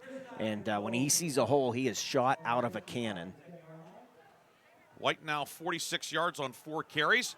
1st and goal from the 10. Pass from Engelmore finds Logan Perks in the flat. Perks close to the goal line. He's brought down by Luke at the 1-yard line. It will be 2nd and goal at the 1. Logan Perks, the 6th different man to catch a pass in the first half from Engelmore. Well, nice play by Engelmore. Another low snap for Sharon. Engelmore able to scoop it up and get into his rollout. Nice dump pass to Perks, and a really nice tackle by Wyatt Luke to keep Perks out of the end zone. I thought he was going to put points on the board on that one. Perks a little gimpy coming out. Yeah, he got chopped down. They respot the ball back at the 2, so Brock Ondo checks back in. Low snap, and Engelmore will throw it left side. It is caught by Ondo, and he'll take it in for the touchdown. Ondo had not caught a pass all season, makes his second catch of the night, and Sharon has a 13-0 lead. A 2-yard completion from Engelmore to Brock Ondo, the senior. Well, really nice execution. We've seen those sort of play-action rollouts several times here already for this Sharon offense. Engelmore is executing them well, as are the receivers and linemen up front. And it's almost like Sharon has made a concerted effort to come in here, and I don't know if it's a something they saw on film or just something they decided they needed to do tonight to get better as a team, but they're making a concerted effort to throw the football tonight. High snap back to Engelmore from Hosey off his back foot. A jump ball, and the 2-pointer is intercepted, and thus it remains 13-0. The interception cannot be returned, of course, in high school football. But Sharon with the lead, 13-0 on Ethan Engelmore's 2-yard touchdown pass to Brock Ondo. 13-0, Sharon with the lead. 9 minutes, 20 seconds to go in the first half. Kolten and I will come back with a Tiger kickoff on News Talk 790 WPIC and Sports Radio 96.7. Honey, what's got you all chef-tastic? You know, it's our kitchen remodel. It's got me all inspired. Oh, are you inspired enough to make dessert? As a matter of fact. Is it chocolate? Oh, it's chocolate! I love you. Get inspiration all your own with a brand new kitchen from Warner's Homes and Improvements. We create new kitchens that dreams are made of. We buy direct from the manufacturers using top quality materials with no shortcuts. The latest in style and functionality for a fair price. Call Warner's today and get inspired. Warner's Homes and Improvements on Route 19 in Mercer or online at warnersconstruction.com. The second quarter is brought to you by the Penn Ohio Roofing and Siding Group for all of your roofing, siding, and exterior needs. We welcome you back to Sharon Tiger Stadium. Ryan Briggs, Kolten Hoffman with you tonight. 13-0, Sharon with the lead. Tigers, Kolten, have had good field position and have taken advantage of it. Yes, they have. Engelmore has been very impressive through the air tonight, hitting a bunch of different targets. And then 6 different targets, 6 different Tigers with catches in the first 15 minutes or so of this one. And then you always have Terry and White to rely on when you need a play on the ground. So a really good mix from this Sharon offense, and they've got a couple score lead here early in the second quarter. Our video tonight brought to you by Sharon American Legion Post 299 right here in Sharon. Yusuf Cannon has it teed up and sends a squibber along the near left hash. It's picked up on the hop at the 28-yard line by Aiden Ford. Ford out to the 38, a run back of 10 yards. Hosey and Best, along with Xavion Wilbon, combine on the tackle. And Conneaut will have pretty good field position to begin this drive, trailing 13-0. Yeah, they've had good field position today. And they've even had, I think this will be their third offensive possession. But they've had, their second drive was a good one. Unable to finish it off, but they've had one quick turnover on downs and one good drive, so we'll see what they have in store here on this third possession. Both teams had good field position tonight. Conneaut's drives have started at the 46, 33, and 38. Handoff goes to Ford on a jet sweep around the left side. Ford finds a little bit of a crease now, bouncing outside. He's across the 40 and stacked up by a couple of Sharon defenders on the far side. We see a Navion Brown, the weak side linebacker, roaming over there to make the tackle, but Aiden Ford picks up close to 5. It's going to be second and a short 6 upcoming for Conneaut with 8:50 to go in the first half. Yeah, Ford averaging over 8 yards a carry coming in, and you can see why this Conneaut team's won 6 games so far this year. There's some athletes touching the football. They're big up front. Stone will work it in the right flat. It is caught by Meter. Meter gets away from Brown and dives forward out to the 45-yard line. So Chance Meter, we talked about his rushing ability. It's his 5th catch of the year and 3rd and short upcoming for Conneaut. I'm just can't talk about it enough how fast this Sharon Tiger defense is. You know, that's a swing pass to the fullback in the flats, and there are Sharon Tigers flying all over the field to close in on that. A play that looks promising, and it only goes down for a couple-yard gain. 3rd and 3 at the 45. Conneaut will line up in a T for the first time tonight. three tight ends, and the give is to Meter on a delay, and he is hit, and he will get back to the line of scrimmage, but no more. And Navion Brown charging through to make the tackle. Fourth down upcoming for Conneaut. No gain. Little misdirection. They tried to make it look like a toss sweep to the wide side of the field and sort of bring Meter back underneath on a little trap play, but that was going nowhere thanks to that interior defensive line for the Sharon Tigers. Conneaut will go for it. The Eagles are 0 for 2 on fourth down tonight. Feeney wide right on the short side of the field. Luke slot left inside of Ford. And a timeout will be taken by Sharon. Tigers take time with 7:19 to go in the first half. We'll take a timeout as well. Sharon with the lead, 13-0. Kolten and I will come back with more second quarter action after this on News Talk 790 WPIC, Sports Radio 96.7, and Sports Radio 96.7 Facebook Live. Regional Health System is celebrating a new chapter, proudly serving the healthcare needs of our community. We have a renewed dedication and unwavering commitment to deliver the highest standard of care that you've come to know and expect. This means reinvesting in our employees, our physicians, and the essential medical technologies needed to provide exceptional care to you and your family. Sharon Regional Health System, continuing the legacy of healthcare in our community. Learn more at SharonRegionalHealthSystem.org. The second quarter is brought to you by the Penn Ohio Roofing and Siding Group for all of your roofing, siding, and exterior needs. Welcome back to Sharon, along with Kolten Hoffman. Ryan Briggs with you. Conneaut facing 4th and 3 from its own 45. Eagles will go for it. Stone into the left flat, caught by Pascours, looking to get upfield. He does. He has the first down, brought down by Kylene Smith. As he gets across midfield at the Sharon 49. So on 4th and 3, they go to the leading receiver on the season, tight end Pascours, and the Eagles convert. Well, Conneaut didn't come here to punt. they clearly are being aggressive, and that's at least the second time we've seen them try to hit that little flat route on 4th down. First time, not much success. This time it works, and first down in Sharon territory. Pickup of 5 on the play, 1st and 10 at the 48. And before the play can get going, flag thrown by the head linesman across the way, and it is a false start against Conneaut. Third flag of the night on the Eagles as they get the left tackle, Digert, and it's 6'7", 245. When you move early, everybody sees it. Yeah, absolutely. That is a big body in high school football. Ball moved back to the Eagles 47, now 1st and 15.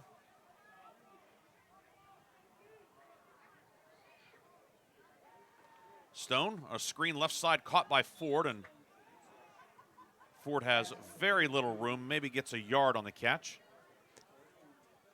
Overall, pretty impressed with Mason Stone and the way he operates this Conneaut offense. They do a lot of different things, a lot of different formations, and for a sophomore, he has pretty good control over what's going on back there. Yeah, we've seen spread elements, we've seen wing tee, we saw the 2 tight ends in a tee. There's, this is it's a relatively thick playbook for Conneaut. Yeah, absolutely.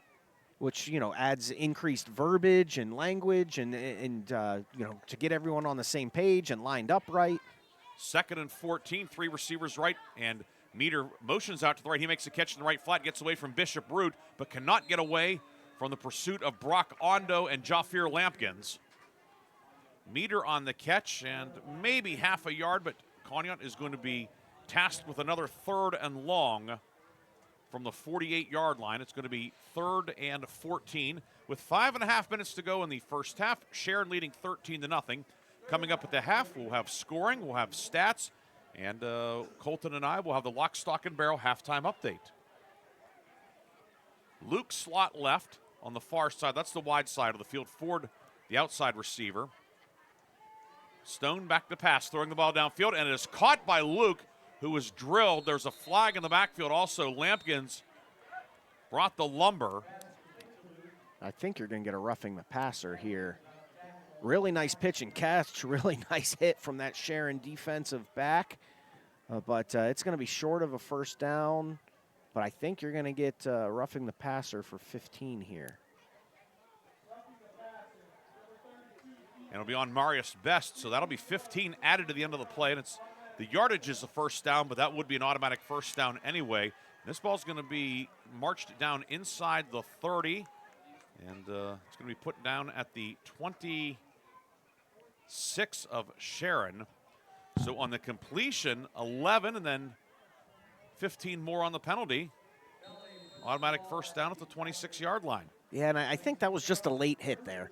I just think that was a pretty quick pass by Stone, got out of his hand pretty quick, and that's just one that Best, the sophomore, you just got to pull up on. You just can't finish your hit there. Luke in motion from wing right. They give us the meter. Meter up the gut across the 25 to the 23. Apollo Alfonsi rotating in on the defensive line, helping make that tackle. But that's Conneaut will take that play on first down. We've seen them get into some second and longs. They'll take 3 or 4 yards. They're clearly intent on using all 4 downs tonight. So a 4-yard gain on first down is great for them. I do not have a mathematics degree like you do, but if you get 3 yards on 4 plays, each of 4 plays, you get a first down. That's true. 4:10 to go in the half. Second down and 7. Stone back to pass, throwing the ball downfield, looking for Luke. Goes up. Did he get a foot down? Yes, he did. A leaping grab at about the 1-yard line. Using every bit of that 6'4" frame, it's going to be first and goal for Conneaut at the 1.5-yard line. Well, they call that a corner route, and you know why. It's right in the corner, just short of the goal line there. A really nice pitch and catch. Wyatt Luke, I've been really impressed with him so far in this first half. He goes up and gets it, gets 1 foot down. That's all you need in high school. And Conneaut first and goal. First and goal at the 2. T backfield behind Stone. He'll keep it on a sneak. And before the play can develop, a flag thrown on the far side. And I believe Sharon may have been offsides.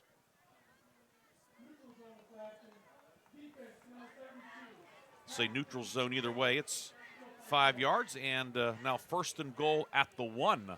And I wouldn't be surprised to see Conneaut come out and do the same thing, get behind that big sophomore quarterback, and you can't push them like we saw 4 plays in a row in that NFL game last night, but still not a bad play to go to, the old-fashioned quarterback sneak. Did you like the quarterback sneak as a quarterback? I did. I used to tell my running backs, don't get tackled at the 1. And on the sneak, Stone will surge and then is driven back. No signal yet. There wasn't much surge, and then coming out of the pile with the football is Williams. And touchdown. It is a touchdown. The officials get together, and it is a touchdown for Mason Stone as he scores on the 1-yard sneak. And Conneaut is on the board. It is 13-6 with 3:16 to go in the half. Yeah, it sure looked like there was enough surge in the middle of that line. It's just so hard to tell when you, as for, those side judges are 25 or 30 yards away. It's so hard to tell with the massive bodies in there if he got in. It takes a second for them to get in there and see. But they did eventually award the touchdown, and Conneaut's right in this ball game. Nick Street, the freshman, to attempt the extra point. He is 18 of 21 this year. Luke is the holder. The snapper is Toby Wallace, the center. Street, the freshman, a right-footed kicker. Snap is down, the kick is up, and it is good. The Conneaut Eagles, a 10-play, 62-yard drive that uses nearly 6 minutes, 5:59 to be precise. And the Eagles are on the board. Sharon's lead cut to 13-7. Kolten and I will come back with more second quarter action after this on News Talk 790 WPIC, Sports Radio 96.7, and Sports Radio 96.7 Facebook Live. Reed & Daly Associates is the area's #1 income tax service.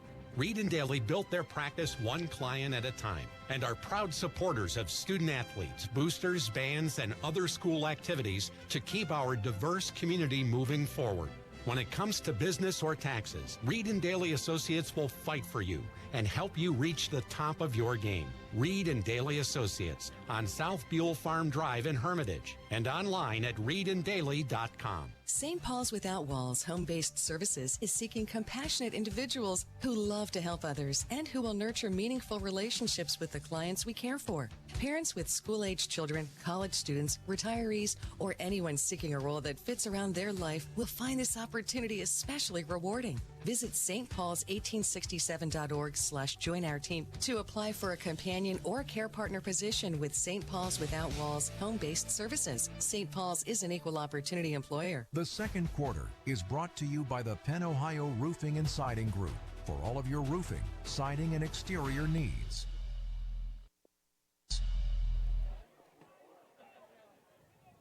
Kickoff forthcoming from the Conneaut Eagles.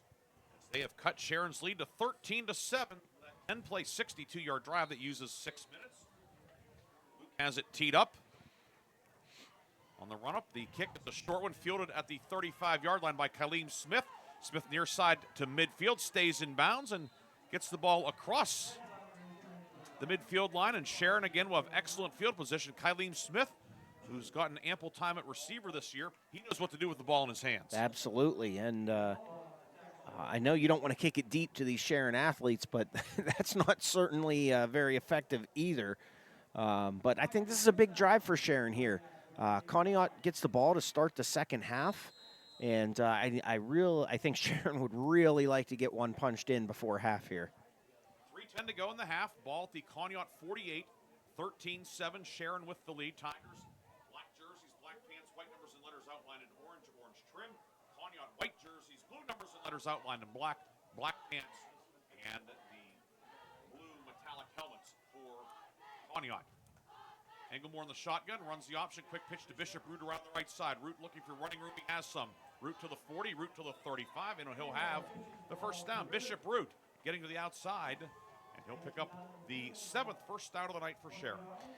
Yeah, and that looks like a speed option. I don't really think that was much of an option. I don't really think there was much read involved there, but it's take a couple steps, get a good pitch to your athlete, Bishop Root, and let him use his speed to get outside, and a nice pickup for Sharon on the first play of this drive. 15 for Root to the 33. 1st and 10 with 3 minutes to go in the half. 3 receivers left. Norris, the middleman.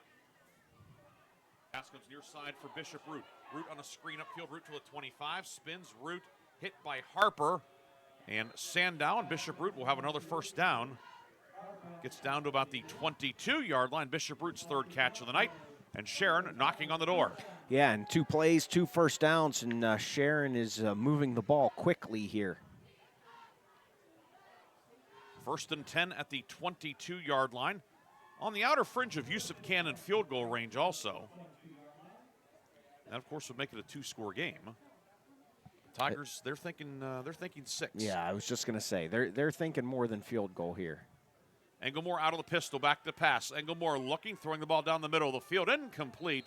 Looking for Carmez Norris, who was blanketed by a couple of defenders down there.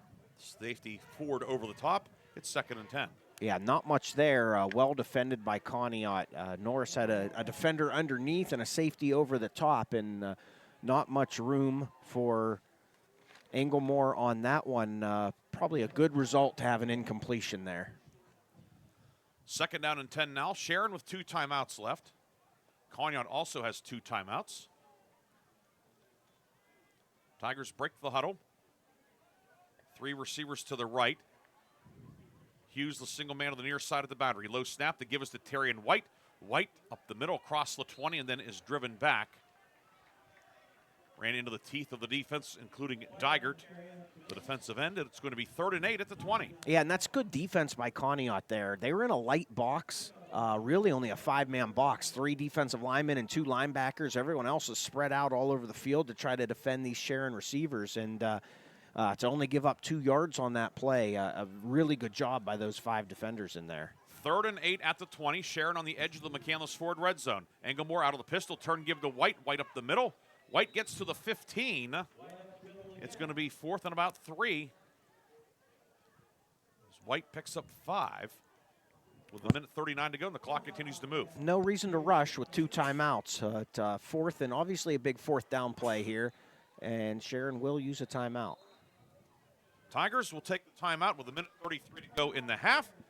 What will the Tigers do on fourth down? We'll find out after this quick break. 13-7, Sharon with the lead on News Talk 790 WPIC and Sports Radio 96.7. Get hurt at work, and when I did, I had no idea what to do. So I called the Joanno Legal Group. The insurance companies have attorneys on call. You deserve to have one too. You deserve to know your rights, and you deserve to have answers to all your questions. Call the Joanno Legal Group toll-free at 888-347-1411. There's no fee unless we settle your case or have to fight to protect your benefits. Please visit us at joannolegalgroup.com or call us toll-free at 888-347-1411. Joanno Legal Group, when you deserve more. No fee unless we win or settle your case. The second quarter is brought to you by the Penn Ohio Roofing and Siding Group for all of your roofing, siding, and exterior needs. Timeout taken by Sharon. Tigers have 1 timeout left, 2 for Conneaut. The matter at hand, 4th and 3 for the Tigers at the Conneaut 15. 13-7 the Sharon lead, and the offense will head out there as we expected. Rakeem Hughes wide left. Perks is a wing to the left. Backs on either side of Englemore in the shotgun on 4th and 3. And they'll run the reverse, coming back around the right side. Rakeem Hughes trying to get outside. Breaks 1 tackle. He's hit, driven back, leaning forward, and I'm not sure that he got there. I don't think he did. That was a really good defense from Conneaut on that backside. Everyone stayed home. Sharon tried to go with a little trickery on 4th and short, and referee Mike Bockert points first down Conneaut. And we're ended up putting the down box on the far side, probably a pickup of no more than about a yard. But we talked about the Sharon defense, east-west lateral speed, but this Conneaut defense can move too. Yeah, that was great team defense, great team speed, and Hughes he kept having to go wide and sometimes give ground because he had to try to get the first down there on 4th down and just not ever able to turn the corner. Minute 24 to go in the half. Stone in the shotgun, back to pass. Stone, far side. It is caught by Feeney. And quickly a timeout taken by Conneaut. I think we got a flag. Oh, a flag, yes. I think we may have gotten the face mask grabbed on the tackle. It is a personal foul, face mask, and you are correct, Kolten. So they'll add 15 yards on, and it'll be a first down for Conneaut. And now all of a sudden the Eagles can start to think, about going for it here. Yeah, not much in the way of field goal kicking for Conneaut. So they've got to get it all the way to the end zone, but they've got a couple of timeouts, and they're at the 35. They've got some athletes to make a big play. All at the 35, 1st and 10. Stone will give it to Meter. Meter up the middle, gets about 4, brought down by Marius Best. Yeah, I think maybe just try to catch the Sharon defense sleeping there, thinking pass, and try to hit him with a quick hitter up the middle. But nice job by that Sharon defense. 4-yard gain right now doesn't hurt you. 2nd and 6, under a minute to go in the half. And before the play can get going, flag thrown far side, and perhaps Conneaut got an early start on that one. It is a false start against the Eagles as they get pass scores the tight end. 4th penalty of the first half on Conneaut for 20 yards, and now 2nd and 11. Sharon has 1 timeout left. If you're thinking about can Conneaut use up the rest of the clock, and the answer is maybe, depending on what Conneaut does here on 2nd down. Yeah. Saw last night Grove City had a chance to burn up the clock at the end of the half. Got aggressive, had a dropped pass, had to punt, and Kelvin Morrison ran it back. 2nd and 11. Back the pass, Stone. Sending it downfield, and it is going to be intercepted at the 45-yard line. Terrian White, a rare cameo on defense for White, caught that one at the 45, and now Sharon takes over with 49 seconds to go in the half. Well, pressure on Stone that time. Smith, from his outside linebacker position, was barreling down on him, and a little bit of a force there from Mason Stone, and Sharon with the big turnover, and I think they'll be looking to score here. 49 seconds left in the half. Some teams would be content to take this in the half. I don't think you're going to see that from Sharon here. Tigers with one timeout. Of course, when you have guys like White and Hughes and Norris and Root, you can get big chunks of yardage in a short amount of time. Ball in the middle of the field at the 45 as Sharon moves left to right. Englemore in the pistol, 3 receivers left. White will motion out of the backfield to the right. Englemore throws a screen underneath, and it's caught by Rakeem Hughes. Hughes upfield to the 40. Hughes to the 30. Hughes to the 20. Tiptoes a sideline, and he'll take it in for the touchdown. 55 yards. Rakeem Hughes makes it 19-7. Well, you may have heard me make a noise on that throw. There was a Conneaut defender that jumped that screen pass, and he was actually on the backfield side of that throw. Englemore threw it on the defensive side of him, and it was very close to 6 the other way. Yeah, it was very close to 6 the other way. Hughes makes the catch and goes down the sideline for a huge, potentially game-altering touchdown here. That was a different kicker. Yes, it was. It was, I believe it was J.J. Littman on the extra point. Indeed, it was the sophomore Littman getting the extra point up and through, and it is 20-7. Sharon with the lead. 37 seconds to go in the first half. We'll take a break as Yusuf Cannon on the near side. He does not have his helmet on. Yeah, he's been stretching and swinging his leg, and I know he's a soccer player as well. So I wonder if he's dealing with some lingering issues this time late in both seasons. Certainly possible, but J.J. Littman, who's done a little bit of kicking, he's the JV kicker as well. And here on senior night, the sophomore gets a point on the board, 20-7, and boy, what an exchange right there. Not only just from the Conneaut turnover, the Sharon touchdown, a near turnover, but Conneaut had a lot of momentum, and now what a counter punch by Sharon. Yeah, absolutely. A turnover and a touchdown, back-to-back plays, and Hughes was very close to being knocked out of bounds on that sideline, able to tiptoe, work the sideline, and just a point of reference, the regular season, typically a 5-man refereeing crew. In the playoffs, you'll have 7-man crews. You'll have an extra official down there, maybe a little more, a little closer to where that potential tackle took place. But inbounds, able to work the sideline, and Hughes puts a touchdown on the board before half. And it's going to be Littman kicking off.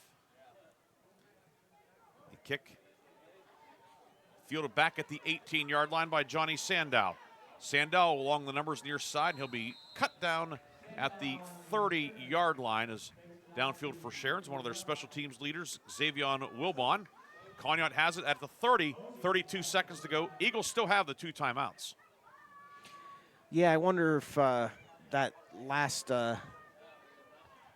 series of events is going to take some aggression away from them on this possession. That was really the only mistake that Stone has made, and of course he was under a lot of pressure. He was. A lot of pressure, and man, this Sharon team can make you pay in a hurry, though. 1st and 10 from the 30. Stone in the shotgun brings Ford in motion from right to left. Hand off to Ford on a jet sweeper on the left side. There's a flag behind the play.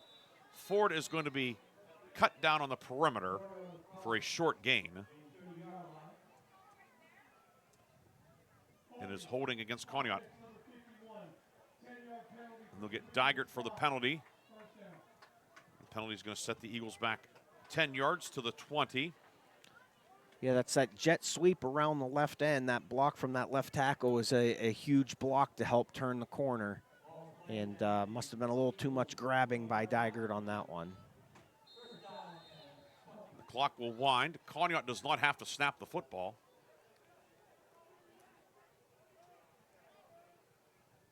And Stone will throw it, work it left side, caught by Wyatt Luke, spins. He's going to be stacked up at the 26-yard line, then driven back. And now flags come flying in at the end of the play. And They're going to get, I believe, a late hit over there or unnecessary roughness. Yeah, just a little too much on the tackle. The Sharon defenders really wanted Luke down on the ground, and Luke was doing his best to not let that happen. And Sharon defenders just continued a little through the whistle. So it'll be 15 yards from the end of the play. It will be a first down. 7 seconds to go in the half.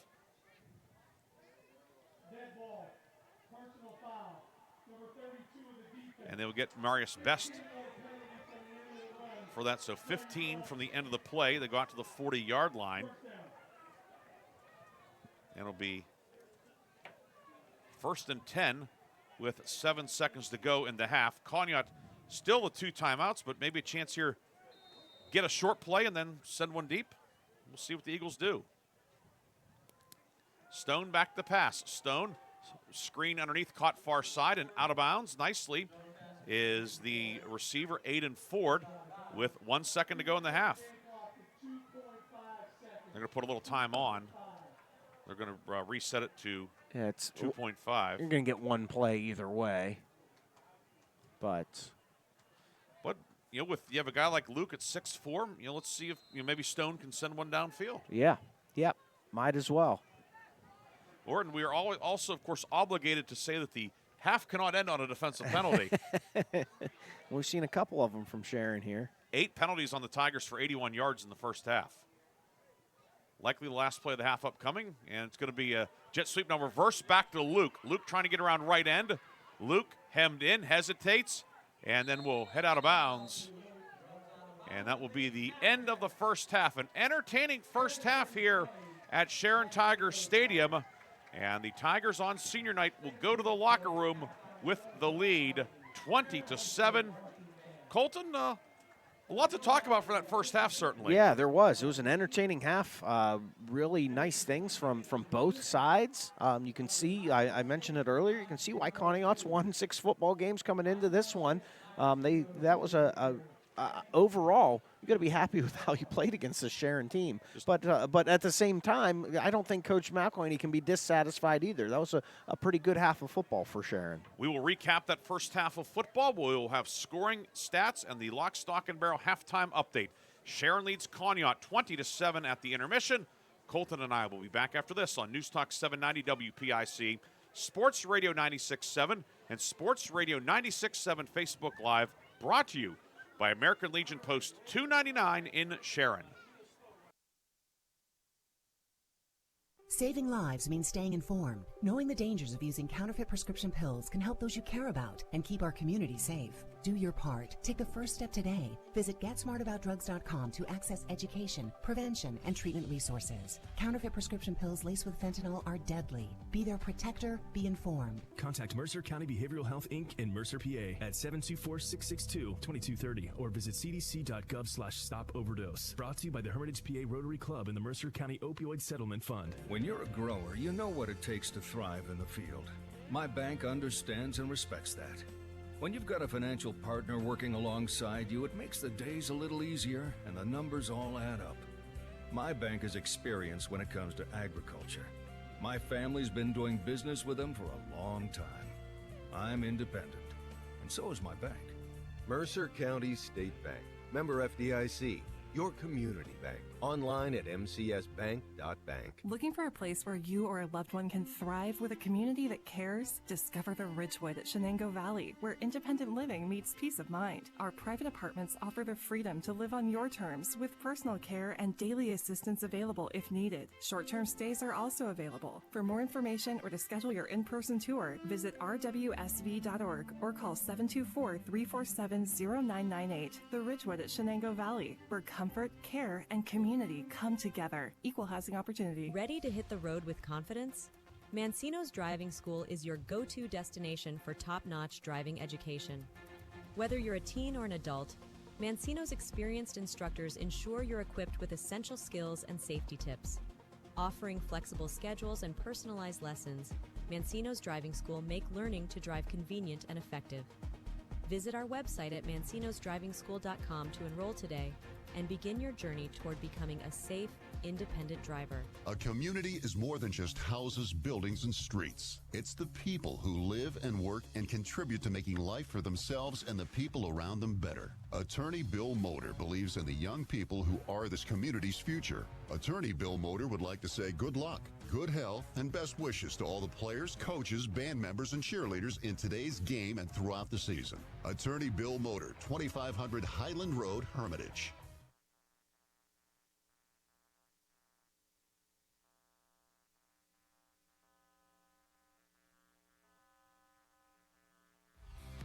The Halftime Show is brought to you by Lock, Stock, Subs to the Shenango Valley since 1973. We're back here at Sharon Tiger Stadium. Sharon leading Conneaut at the break 20-7, along with Kolten Hoffman. Ryan Briggs with you tonight. And Kolten, your first half thoughts? Well, I thought it was an entertaining half of football. You saw some good offense from Conneaut, some very good, efficient offense from Sharon. Couple things I think Coach McElhaney would like to clean up on both sides of the ball, but overall, he's got to be pretty pleased with a 20-7 halftime lead. Tigers leading 20-7. How did we get there? Well, it was Sharon taking the lead 7-0 in the first quarter. Terry and White, a 10-yard run, capping a 5-play, 51-yard drive that used a minute 38, and Sharon had a 7-0 lead. The lead grew to 13-0 at 9:20 of the second quarter. Brock Ondo catching a 2-yard touchdown pass from Ethan Englemore. 7 plays, 60 yards on the drive. It used 2:34. Bad snap on the extra point. Englemore's pass into the end zone, he's the holder, was intercepted, and thus it was 13-7. Conneaut answered, however, a 10-play, 62-yard drive that used 6:04. Mason Stone on a 1-yard quarterback sneak. Nick Street with the extra point, and it was 13-7 at that point. Conneaut then had the ball near midfield, but Stone hit as he threw, intercepted by Terry and White at the Sharon 45. And on the very next play, Raheem Hughes goes 55 yards for a touchdown on a screen pass from Englemore. J.J. Littman added the extra point. 20-7 is our halftime score. When we come back, we'll look at the individual and team stats, and Kolten will have the Lock, Stock, and Barrel halftime update here on 790 WPIC and Sports Radio 96.7.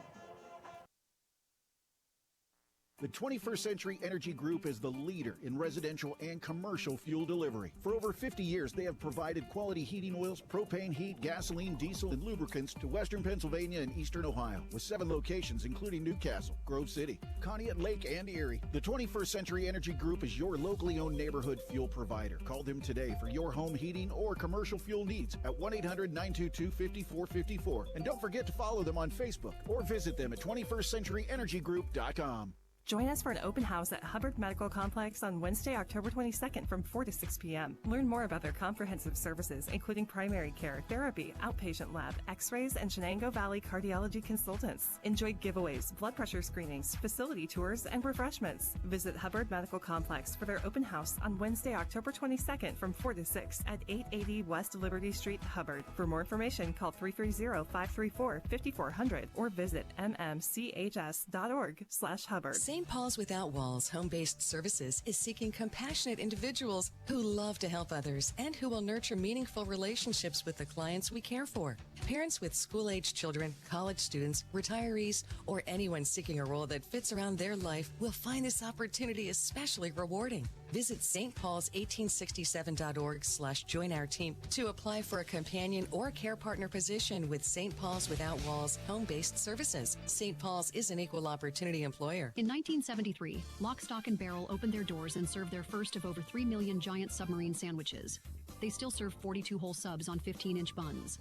Lock, Stock, and Barrel also offers burgers, specialty sandwiches, wraps, gyros, salads, wings, and even breakfast. Lock, Stock, and Barrel is a full-service deli with party rings and meat and cheese trays available. Located in Sharpsville Plaza in Sharpsville, they are open Tuesday through Friday from 9 to 7 and Saturday from 9 to 3, closed on Sundays and Mondays. Ready to hit the road with confidence? Mancino's Driving School is your go-to destination for top-notch driving education. Whether you're a teen or an adult, Mancino's experienced instructors ensure you're equipped with essential skills and safety tips.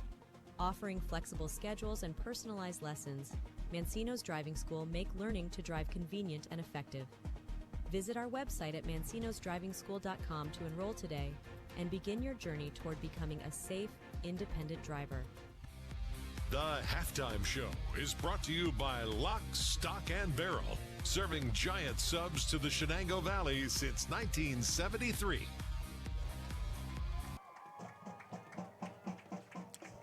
Welcome back to Sharon Tiger Stadium. Ryan Briggs and Kolten Hoffman with you tonight. 20-7 is our score. The Sharon Tigers leading here on senior night. And as we look at some team and individual stats forced for the Sharon Tigers, 75 rushing yards, 139 passing yards. The Tigers 214 yards on 24 plays, an average of 8.9 yards per play, 9 first downs for Sharon. And on the Conneaut side, 16 rushing yards, 88 passing yards, 104 yards on 30 plays. Conneaut has 7 first downs. For Sharon, quarterback Ethan Englemore, 10 of 13, 139 yards and 2 touchdowns. He has completed passes to 6 different men. Rakeem Hughes, 3 catches, 83 yards and a touchdown. Bishop Root, 2 catches, 22 yards. Brock Ondo, 2 catches for 11 yards and a touchdown. Kylene Smith, a 13-yard catch. Logan Perks, an 8-yard reception. And Carmez Norris, 1 catch for 2 yards. On the ground, Terrian White, 6 carries, 53 yards and a touchdown. Root, 2 carries for 22 yards. Norris ran 1 time for 10 yards on a reverse. Hughes, 1 carry for no yardage, and Sharon lost 10 yards on a bad snap. On the Conneaut side, quarterback Mason Stone, 13 of 16 for 88 yards. Wyatt Luke, 6 catches for 64 yards. Alex Pascors, 2 catches for 10. Aiden Ford, 2 catches for 6 yards. Chance Meter, 2 catches for 3. And Braden Feeney, a 5-yard catch. Meter, 8 carries, 14 yards to lead the way for the Eagles. Wyatt Luke, 2 carries for 4 yards. Ford has run twice for no yardage. Stone, 2 carries, -2 yards, but he does have the Conneaut touchdown. Other numbers of interest, the only turnover of the game was the Terrian White interception late in the first half that set up Sharon's final touchdown. Tigers, 8 penalties, 81 yards. Conneaut, 5 flags for 30 yards. Conneaut, a big edge in time of possession, 15:01 to 8:59. Add it all up, and right now at the break, Sharon has a 20-7 lead. In terms of what else is going on around the area in District 10, it's time for the Lock, Stock, and Barrel halftime update, brought to you by Lock, Stock, and Barrel in Sharpsville, open 9 a.m. to 7 p.m. Tuesday through Saturday. And I will turn it over to Kolten Hoffman, who will catch us up to date on the area scoreboard. Well, all of Region 1 in action tonight, 2 region matches, and neither of them particularly close. Farrell leads Sharpsville 46-0 at halftime, and Wilmington leads Mercer 28-0 at halftime. Reynolds, the remaining Region 1 team in non-region play against Lucas, Ohio, tied at 7 at the half. Region 2, Greenville with a big lead, 36-0 over Sagertown at the half. Greenville continues to roll in Region 2. And in Region 4, last night saw Hickory defeat Grove City 21-14. And Slippery Rock leading Titusville 8-6 at half. I picked the Rockets to win. Did you? Yes. Great call. Great call. And of course, the final Region 4 matchup is the game you're hearing tonight with Sharon leading Conneaut 20-7 at half. And in scores from around District 10, these courtesy of the Erie Times News. One game has gone final tonight, as Erie High falls to Buffalo St. Francis 46-6. The other Region 2 games, which are the small schools essentially in Crawford County, Maplewood looking to pull the upset, leading Cambridge Springs 12-10 at the half. In Region 3, Mercyhurst all over Iroquois 34-0. Seneca and Northwestern, they're both in Class 2A, locked in a good one in Albion, 21-14, Seneca with the lead. And Eisenhower leading Franklin at the half, 28-0. Ike trailed early 7-0, but it's been all Eisenhower since. In Region 5, which are 3A teams, much like the two teams we have here tonight, Corey leading Fairview 14-3 in the third quarter. Fort LaBeouf and Harbor Creek in a good one, 21-17. LaBeouf leading Harbor Creek. Tomorrow, Girard plays Northeast at 1 o'clock in that league. In Class 4A, General McLean leading at Meadville 35-6. Looks like the Lancers are going to be picking up their 7th straight win tonight. And at the half in 4A, Oil City leads Warren 48-7. A couple of interstate matchups involving Region 7 teams out of Erie. Cathedral Prep trailing at home to Cleveland Benedictine at 19-13 at the break. And down in the Youngstown area, Austintown Fitch. The Falcons lead McDowell 14-6 at the half. Last night, of course, in Region 2, Lakeview getting a win also over Cochranton. Yep, missed that one. 46-41. And in the Major League Baseball playoffs, Seattle leading Detroit 1-0 in the bottom of the second in Game 5 of that best-of-5 series. Out in the Pacific Northwest, winner advances to the American League Championship Series to take on Toronto. Tomorrow, it is the Cubs and Brewers at 8 o'clock in Milwaukee. Winner takes on the LA Dodgers in the National League Championship Series, which will start on the 13th, which would be Monday. The ALCS gets underway Sunday night at 8 o'clock. And that has been the Lock, Stock, and Barrel halftime update, brought to you by Lock, Stock, and Barrel, located in Sharpsville. Don't forget, later tonight, we're going to have the Reinhardt's Insurance Player of the Game and the Lock, Stock, and Barrel Play of the Game. That's coming up in our post game. And then tonight until 11 o'clock, the Warner Homes and Improvements fifth quarter scoreboard show. Art Shannon will be bringing you home tonight on the air till 11 o'clock, talking about all of tonight's games. Phone lines will be open. I believe Bob Greenberg will make a cameo. I'll be stopping in as well later after we pack up from here. But should be a lot of fun as well as we recap week number 8. And Kolten, it feels like it was just last week that you and I were at Sharpsville on a Saturday night, and in week 2, and now here we are. The regular season for many teams wrapping up next week. Yeah, those 6 weeks fly by. And, it's senior night here tonight. I believe senior night up at Reynolds. We've got a couple senior nights. There'll be a bunch of them over the next couple of weeks as well. It's playoff brackets coming out in a couple weeks. And then that second season, man, Mercer County football gets real good that time of year. And we'll see who all is poised to make a long run. The Sharon Tigers think that they can. Of course, they were in the district title game last year, losing to Hickory, a game that I think still probably stings for some of them. But they are perhaps on a collision course, but there are a lot of teams. We saw Grove City last night. We mentioned those teams up north, be it Corey, Fort LaBeouf. I think the 3A draw, certainly, I think Hickory and Sharon will be the favorites, but this Conneaut team, too, we've seen a lot of good things from them. But it's going to be, wouldn't be surprised if there is an upset or two in that tournament. No, absolutely not. But, I think Sharon and Hickory clearly the two most talented teams if they keep their head on straight through the playoffs. It is halftime here at Sharon Tiger Stadium. Sharon on top 20-7. And I know we oftentimes with our Facebook live video, people ask about wanting to see the band, things of that sort. We cannot show the band due to licensing. That's just, it's unfortunate, but in a litigious society now, we can't do that. So we apologize for that, but that's how it is. We're going to come back, get ready for the third quarter. Conneaut won the toss, deferred its option to the second half. We presume the Eagles will be receiving. We'll have the third quarter right after this on News Talk 790, WPIC, and Sports 97 Facebook Live. Healthcare for all ages at the Sharon Community Health Center. From newborns to older adults, Dr. Barry Siegel, ABFM certified family practice physician, is now accepting new patients of all ages. Compassionate, high-quality care awaits, regardless of insurance or ability to pay. Plus, Sharon Community Health Center offers behavioral health and pain management services. Call 724-347-5229 or visit SharonCHC.org to schedule your appointment today with Dr. Barry Siegel. Sharon Community Health Center, 92 West Connolly Boulevard, Sharon, Pennsylvania. Come on out to the Sharon American Legion Post 299 and enjoy bingo every Thursday and Friday. First number called at 6:45. Join us for trivia night every Thursday at 6 p.m. Our grill room serves up great food daily, and our kitchen is open Thursday through Saturday from noon to 9. We proudly welcome all veterans to our community. Visit Sharon American Legion Post 299 on East State Street for good company, good times, and a warm welcome. One moment I was on my way to my son's ball game, and the next I was being placed in an ambulance. I needed help.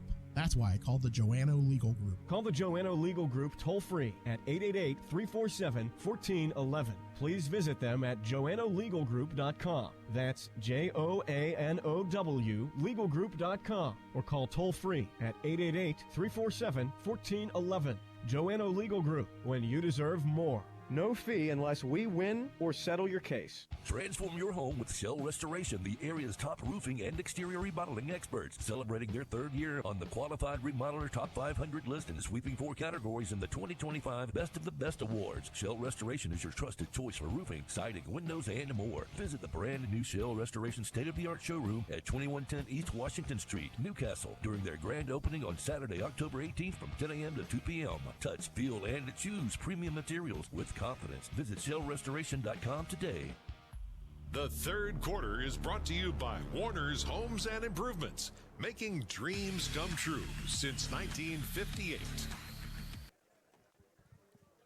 Teams have returned to the field for the start of the third quarter. Sharon at home tonight at Tiger Stadium in the black tops, black pants, white numbers and letters, orange and white trim, black helmets. Conneaut on the road in the white jerseys, blue numbers and letters outlined in black pants, black helmets for Conneaut, who will be at Grove City next week to close region play. Sharon will have a Thursday night game at Titusville.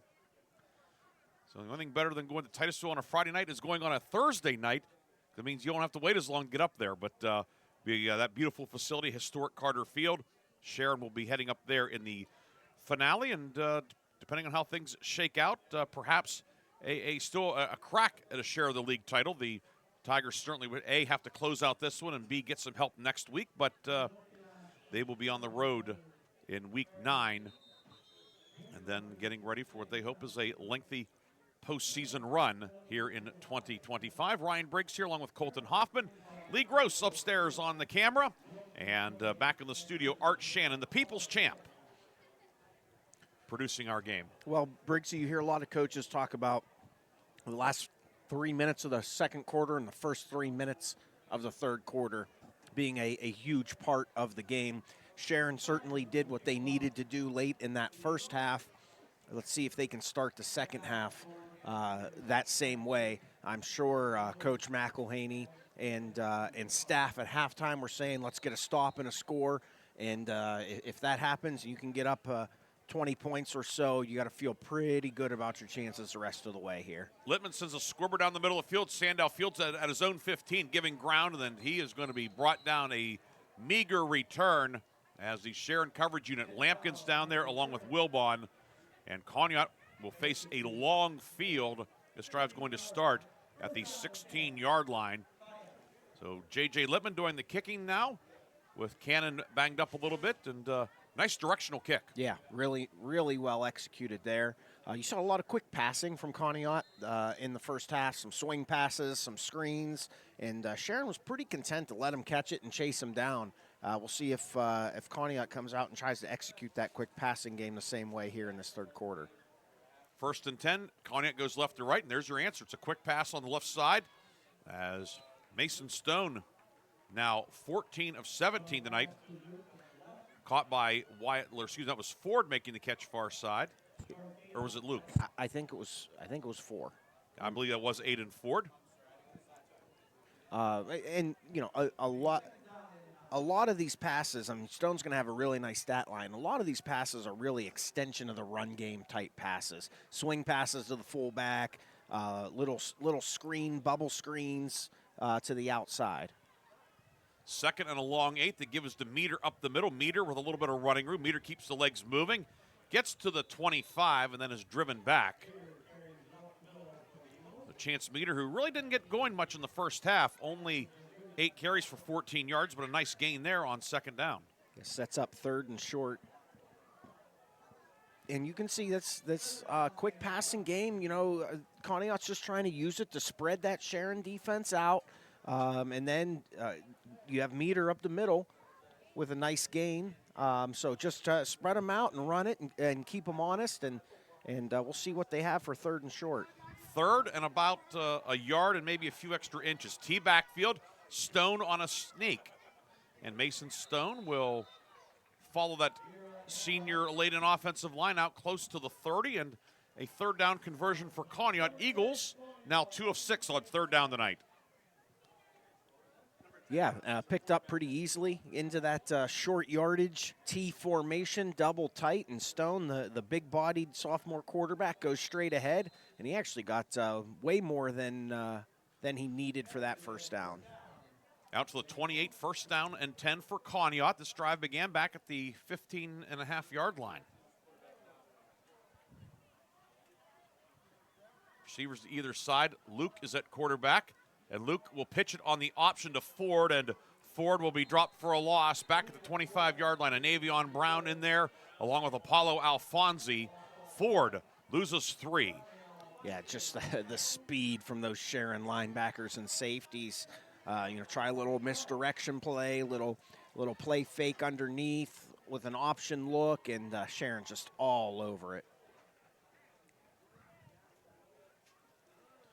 2nd down and 13 back at the 25-yard line. Feeney will deploy wide left. Stone is at quarterback again. Double wing set out of the shotgun. Luke in motion, and they will run the counter back to the left side, and staying at home is a Navion Brown, and he will bury Ford. Ball came out as well. Cassius Hosey knocked it loose, but the ball carrier ruled down. It will be 3rd and long for Conneaut. Yeah, they had a fumble in the backfield on that play. They tried to run it in the 1st half, and no fumble there, but not much better luck. Really, really nice job by Brown. Read that counter the whole way, filled his hole, and a negative play for Conneaut. 3rd and 14 from the 24-yard line. Conneaut breaks the huddle. Feeney will go wide right. Luke is going to go left with Ford. Pasquers is a wing to the left. Stone in the shotgun for this 3rd and long play. 3-man front for Sharon. Stone back the pass, throws it underneath, caught by Pasquers, and he is hit immediately. A Navion Brown was draped all over him. But we have a flag in the middle of the field also. As it stands, it would be, at best, no gain for Conneaut, probably a short loss. No, I didn't see. It's a hold on Conneaut. I'm sure that'll be declined. You see a couple of the coaches on the near side waving to decline it. And it is a hold on the left tackle, Digert. Penalty is declined. It is 4th down, and Conneaut has been very aggressive on 4th down, and the offense is Luke is going to punt. Yes.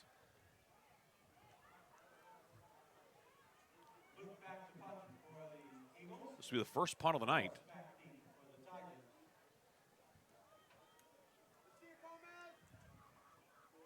North steep for Sharon. Kick is away. High corkscrewing kick that lands on the Sharon sideline out of bounds.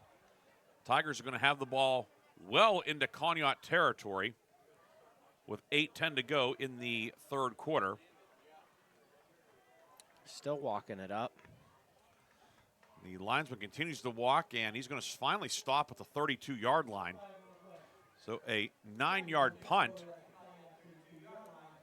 And Sharon will have it 1st and 10, leading 20-7, 8:10 to go 3rd quarter here at Tiger Stadium. Yeah, that's tough on a high school punter. You don't want to kick it deep. You certainly don't really want to kick the ball to these Sharon athletes.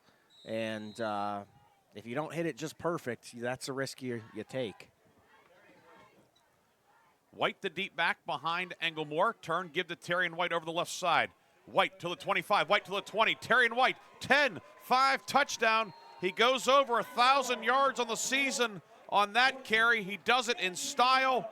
Terry and White, 32 yards. Sharon has a 26-7 lead. Well, we talked about coming out after half, getting a stop and a score, and that's exactly what Sharon did. Gave up 1 first down, but they got their stop. Turns it into another 1-play touchdown drive for Sharon, and there's a little bit of breathing room for the Tigers now. Yusuf Cannon to attempt the conversion. Englemore will hold. Hosey to snap. Snap is back. Kick on the way, and it is blocked by pass scores. And that is the first miss of the year for Cannon, and it remains 26-7. However, the Sharon Tigers take advantage of excellent field position, and they add on to the lead. We have 8 minutes and 3 seconds to go in quarter number 3. The Sharon Tigers leading Conneaut on senior night 26-7. We'll be back with the Tiger kickoff on 790 WPIC and Sports Radio 96.7. My car does more than take me from here to there, and I expect my insurance to do more too. That's why I chose my agent and Erie Insurance. They offer first accident forgiveness and the service I deserve at a price I can afford. Your Erie agent in Hermitage is Reinhardt's Insurance. Get a quote at 724-342-2291. Erie Insurance services are provided by one or more of the following insurers: Erie Insurance Company, Erie Insurance Property and Casualty Company, or Flagship City Insurance Company, home offices Erie, Pennsylvania, or Erie Insurance Company of New York, home offices Rochester, New York, an equal opportunity insurer. The third quarter is brought to you by Warner's Homes and Improvements, making dreams come true since 1958. 26-7, the lead for the Sharon Tigers. Along with Kolten Hoffman, Ryan Briggs with you tonight at Tiger Stadium. And will be J.J. Littman to kick off for the Tigers. Johnny Sandow deep for Conneaut inside his 20-yard line. And Littman sends a bouncer down the middle of the field, fielded by one of the upmen. That is Ford at the 25. Ford outside the numbers, near side. He'll be knocked out of bounds just past the 30-yard line. And that was Joffier Lampkins down there for Sharon on the kick coverage. It'll be Conneaut ball, 1st and 10 with 7:57 to go, third quarter. And as you alluded to, Kolten, the end of the first half, start of the second half has been all Sharon. Yeah, absolutely. Conneaut scored pretty late in that second quarter, and you thought they got themselves back in the game, and they did for a brief time. But this Sharon defense and offense has stepped up and given themselves a little breathing room. 1st and 10 at the 30 from the near right hash. And the handoff goes to Meter. Meter into the middle of the line and runs right into Bishop Root. Root with some help in there as well. It's a short pickup. They'll give Meter a yard. Root in there playing linebacker. He spent most of his career on the outside playing defensive back, but a couple of pieces moved around as the season has gone on for that Sharon defense, and they've asked Bishop Root to go in there and be a little more physical. Officially no gain, back point of the ball touching the 30. 2nd and 10. 3 receivers left. Mason Stone in the shotgun, Meter off his right hip. And the give is to Meter on a delay, and Avion Brown stayed home and will drop him behind the line of scrimmage. And Avion Brown brings down Meter. It's going to be 3rd and long. Well, and Avion Brown's a good-looking linebacker. Junior, listed at 5'10", 190. He's got a little thickness to him, a little thump when he hits you, and he likes to come downhill and find the ball carrier. I've been impressed with his linebacker play tonight. And a do-it-all linebacker. He has a sack and a couple forced fumbles this year, 2 interceptions, a leading tackler on the defense. He's a 3-down linebacker. Oh, no doubt. It's down number 3 for Conneaut. 3rd and 10. Stone left flat, caught by Luke. Luke far side outside the number, stumbles forward, needed the 40, and looks like they're going to give it to him. Yeah, on second effort, he's going to be able to get to the first down marker, and Conneaut converts on 3rd and 10. Much needed conversion for the Eagles. Yeah, and I just don't think that was a proper alignment, a misalignment or something defensively, because there was just really no alley player out there. The outside receiver made a nice block on the corner, and it just took way too long for that alley defender, whether it was supposed to be the safety or outside linebacker, to get into the picture there. So 1st and 10 now at the 40. Conneaut breaks the huddle. Eagles were in the huddle for a long time. Double wing set out of the shotgun, and a toss comes near side. Luke trying to get around the right side, now reversing course. In trouble, heads upfield, lowers the shoulder, and turns a sure loss into a pickup of about 3. Yeah, really nice play again by Wyatt Luke. He's having himself a really nice ball game today for this Conneaut Eagles team. 7 catches, 74 yards tonight, and he picks up 3 on that carry, his 3rd attempt of the game. It'll be 2nd down and 7 with 5:35 to go in the third quarter. 26-7, Sharon the lead. Conneaut on the move. Approaching midfield, Meter motions out of the backfield. It's a screen left side incomplete, looking for Aiden Ford, but that pass off the mark. That's only the third pass of the night to hit the ground from Stone. 4 incompletions, but 1 was intercepted, of course. Yeah, that's really the first misconnect we've seen on that quick passing game. Really tried to motion Meter to the right to distract the Sharon defense and then throw the screen back to the left and just not able to connect. 3rd and 7 upcoming. Conneaut converted on 3rd and 10 moments ago. Eagles 3 of 8 tonight on 3rd downs. Luke slot left inside of Feeney. Pass scores is wide to the right. Ford in motion right to left. Jet sweeper on the left side, giving ground now, trying to bow his way upfield, but he will be brought down for a short loss. Root over there along with cornerback Raheem Hughes. And there's a flag in the middle of the field. I think you're going to get another hold.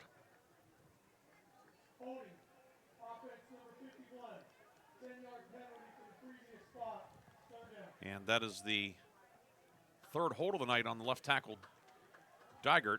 Well, they're trying to run that outside jet sweep play, and that left tackle is asked to reach block on that end. And these defensive ends for Sharon, whether it's Perks or Best or Alfonsi or whoever it might be, I mean, they're fast. That is a difficult block to make if you're not getting any chip help from a fullback or a wing.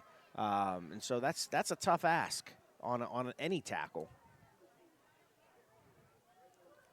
3rd and 17 now, back at the 33. Eagles have to get the midfield. Stone pumps, throws the ball down the middle, and incomplete through the hands of Terrion White, intended for Feeney. He was surrounded by black jerseys. White came close to having his 2nd interception of the night. It is 4th down for Conneaut. Yeah, and Terrion White is really disappointed right now. That was in his hands. I think that's a play he expects to make just about every time it's available to him, and just not able to get it done on that one. A 4th down for Conneaut, and Luke to punt. His first effort was a 9-yarder. Carmez Norse back at his own 38. Snap is high. Luke using every bit of his 6'4 frame to get the snap, sends it downfield. Fielded on the hop at the 38-yard line by Norse. Upfield to the 45. He has some blocking at midfield. Carmez Norse to the 35, to the 30. He has a convoy to the 20 and knocked out of bounds inside the McCandless Ford red zone. Carmez Norse, a big run back, and Sharon will be set up inside the 20-yard line. Oh, Briggsy, what a run by Norris, but I think when he watches film, he's going to be mad at himself. I think if he cuts that back across the field again, he probably scores. He chose to keep it down the sideline and gets knocked out of bounds. But either way, a huge play for this Sharon team. Sharon special teams showing up, and Sharon starts this drive in the red zone. Ball at the 14 after the 48-yard run back of a 29-yard punt. McCandless Ford, your one-stop shop in Mercer and Meadville, our red zone sponsor all season long. 1st and 10 at the 14 for Sharon, moving right to left. Exactly 5 minutes to go in the 3rd. Engelmore under center, throws it right flat. Caught by Ondo. Ondo tripped up on the far side, down inside the 10.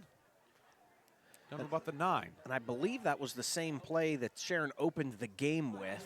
That little, almost a sneak route into the flats, and again, executed very well for a nice 1st down pickup. 2nd and 5. It's so unusual to see quarterbacks under center. Yes, it is. Back to the shotgun. Engelmore backs on either side of him. The give is to Bishop Root. Root running around left end, and he will head upfield, hurdles a man, and takes it in for the touchdown. Bishop Root, a 9-yard run around the left side, and Sharon adds to the lead. It is 32-7 with 4:21 to go in quarter number 3. Yeah, and we're really starting to see this Sharon team impose their will on this Conneaut team here. Conneaut really fought hard for the first half, but it's a tough task. This Sharon Tiger team is really good. A lot of playmakers, and just a little much for this Conneaut team tonight. Kick is up and good from J.J. Littman. He's 2 for 2. The Sharon Tigers, they're 2 for 2 of the second half. 33-7 is your score. 4 minutes, 21 seconds to go in the third. Kolten and I will come back with more third quarter action on News Talk 790 WPIC, Sports Radio 96.7, and Sports Radio 96.7 Facebook Live. To get hurt at work, and when I did, I had no idea what to do. So I called the Joanno Legal Group. The insurance companies have attorneys on call. You deserve to have one too. You deserve to know your rights, and you deserve to have answers to all your questions. Call the Joanno Legal Group toll-free at 888-347-1411. There's no fee unless we settle your case or have to fight to protect your benefits. Please visit us at joannolegalgroup.com or call us toll-free at 888-347-1411. Joanno Legal Group, when you deserve more. No fee unless we win or settle your case. In 1973, Lock, Stock, and Barrel opened their doors and served their first of over 3 million giant submarine sandwiches. They still serve 42 whole subs on 15-inch buns. Lock, Stock, and Barrel also offers burgers, specialty sandwiches, wraps, gyros, salads, wings, and even breakfast. Lock, Stock, and Barrel is a full-service deli with party rings and meat and cheese trays available. Located in Sharpsville Plaza in Sharpsville, they are open Tuesday through Friday from 9 to 7, and Saturday from 9 to 3, closed on Sundays and Mondays. The third quarter is brought to you by Warner's Homes and Improvements, making dreams come true since 1958.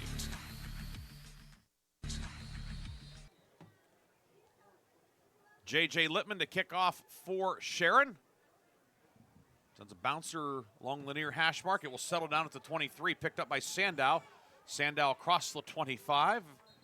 And then the pile will move forward, and then Sandow is brought to the turf, and Navion Brown was down there among others for Sharon. Tigers also with Ajir Maccabee and Max Starkey down in kick coverage, and it will be 1st and 10 for Conneaut from the 27-yard line.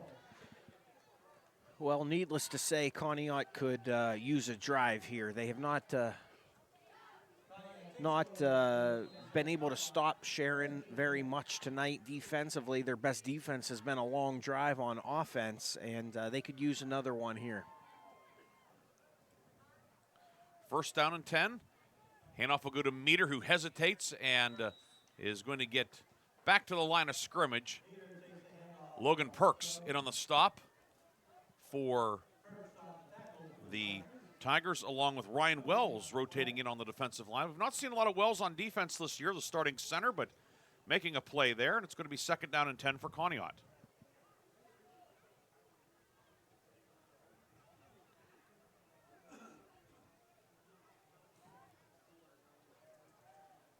Second and 10, back to pass Stone. Has time. Stone now flushed. He's going to take off and run.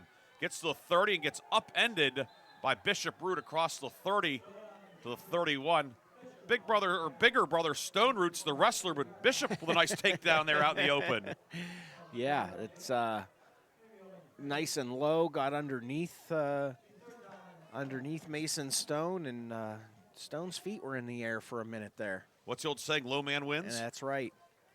Yeah, usually that's talking about in the trenches when you're referencing that, but it does work out in the open field as well. Gain of 4, 3rd and 6 at the 31. Back to pass Stone. Stone hit, gets away from one man, and then he is going to be dropped at the 25-yard line. He'll be sacked by Logan Perks. Stone Root with the initial hit on Mason Stone, but Perks will pick up the sack. It's going to be 4th down for Conneaut. First sack of the night for the Sharon defense. That's really the first time we've seen that Sharon D-line get to Stone. And, part of that's because of how quick the passing game has been for Conneaut. But looking downfield there in that pocket just collapsed on him. And there were several guys in there, but Perks was able to finish him off.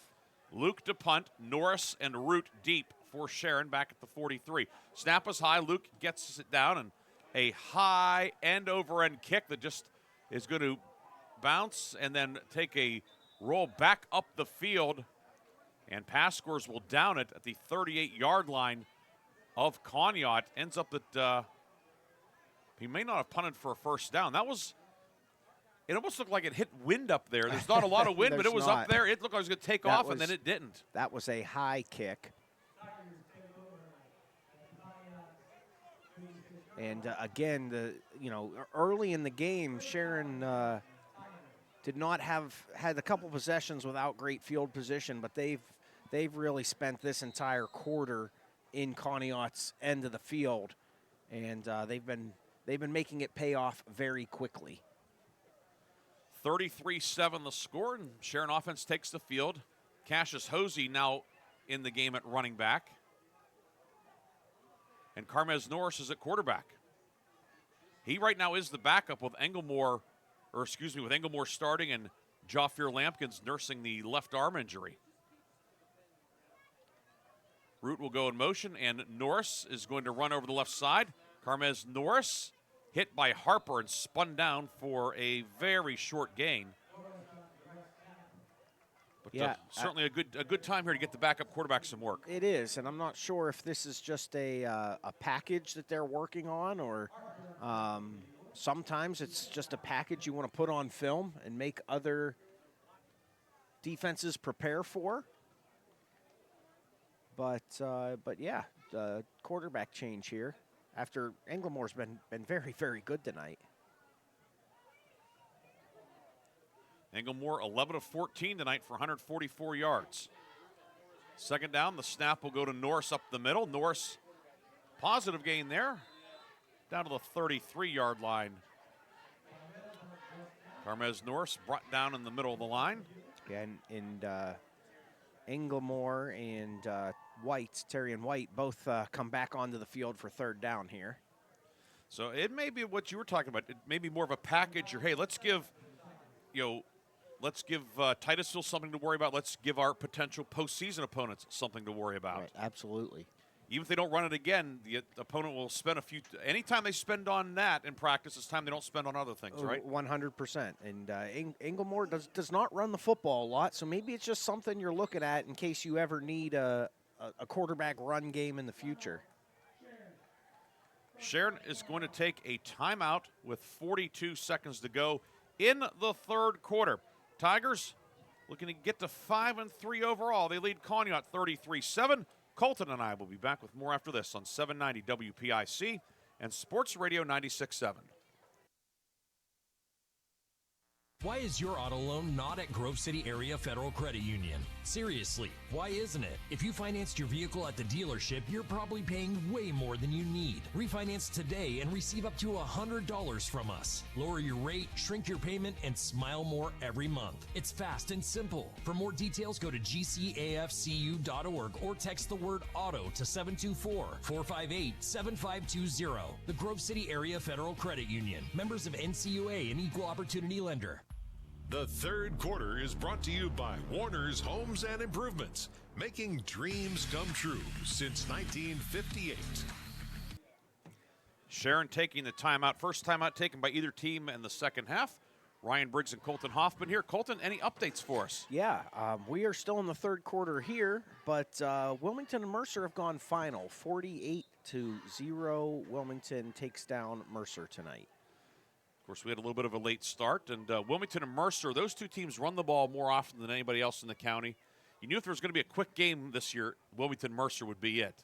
A good one in senior night up in transfer. Reynolds leading Lucas, Ohio, 15-14. Sharon with third down and 8 at the 34-yard line. Englemore pumps. Englemore flushed. He's going to take off and run. Giving ground. Now finds a little bit of a crease. And then is drilled as he gets across the 30. He took a pretty good hit from Harper, the inside linebacker. Yeah, he did take a shot. And it's going to be a hard-earned 5 for Englemore on what likely was the final play of the third quarter. But a good decision by Englemore. He wanted to throw a quick little hitch route to the wide side of the field, and the outside linebacker was running underneath it. He pulled it back down and picked up a couple of yards. Down to 5 seconds, 4, 3, 2. Time will expire, and the Sharon Tigers will take a 33-7 lead into the fourth quarter. Tigers have fourth down and 3 when we come back. You're listening to high school football on News Talk 790 WPIC, Sports Radio 96.7, and Sports Radio 96.7 Facebook Live, brought to you by American Legion Post 299 in Sharon. Your hip, your knee, your shoulder. Whatever has been holding you back, UPMC Orthopedic Care is where you'll find experts to help you get back to a better quality of life. UPMC is pioneering minimally invasive surgeries, and we offer personalized treatment plans and same-day surgery to get you home and moving sooner. It's your ankle, your elbow, your hand, and it's your move. Visit upmc.com/ortho to learn how UPMC can help. The fourth quarter is brought to you by Shell Restoration, the area's #1 roofing, siding, windows, and gutter installer.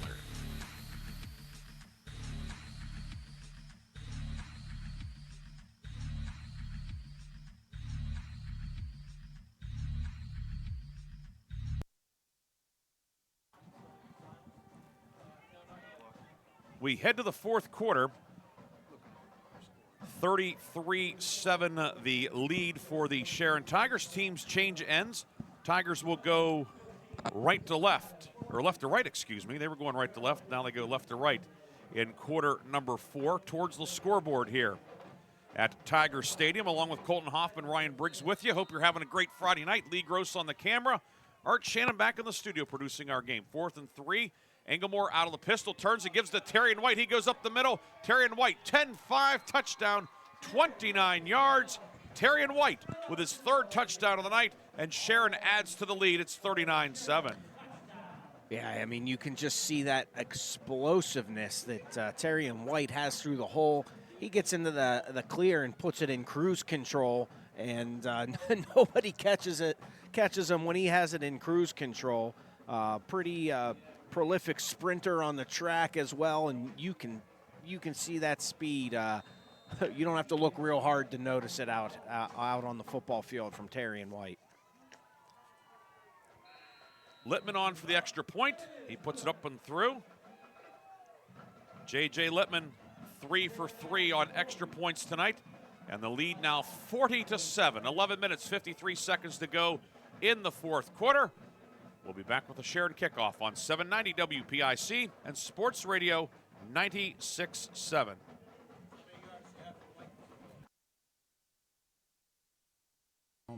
And I expect my insurance to work hard too. That's why I'm with Erie Insurance and my local agent. They offer the service I deserve, the coverage I need, all at a price I can afford. Your local Erie agent in Hermitage is Reinhardt's Insurance. Get a quote at 724-342-2291 or visit reinhardts.com. Go to erieinsurance.com for company licensure and product details.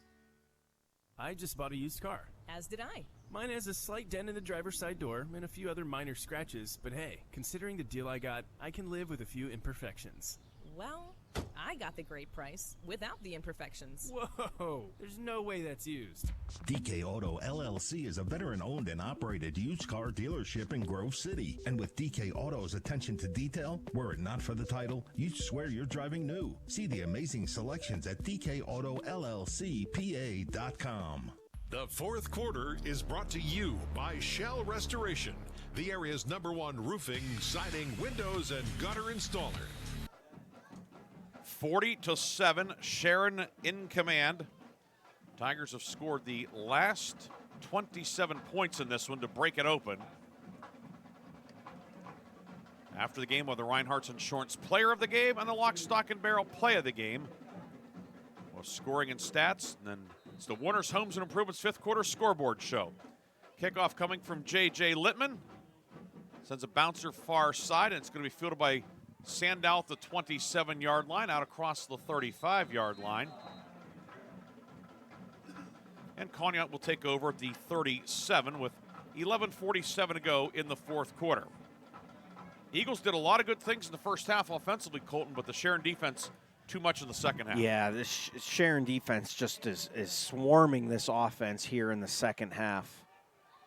And the plays that they were able to make in the first half, we've not seen them in the second half. And the Sharon offense has been taking those stops and putting points on the board even faster than the stops are coming.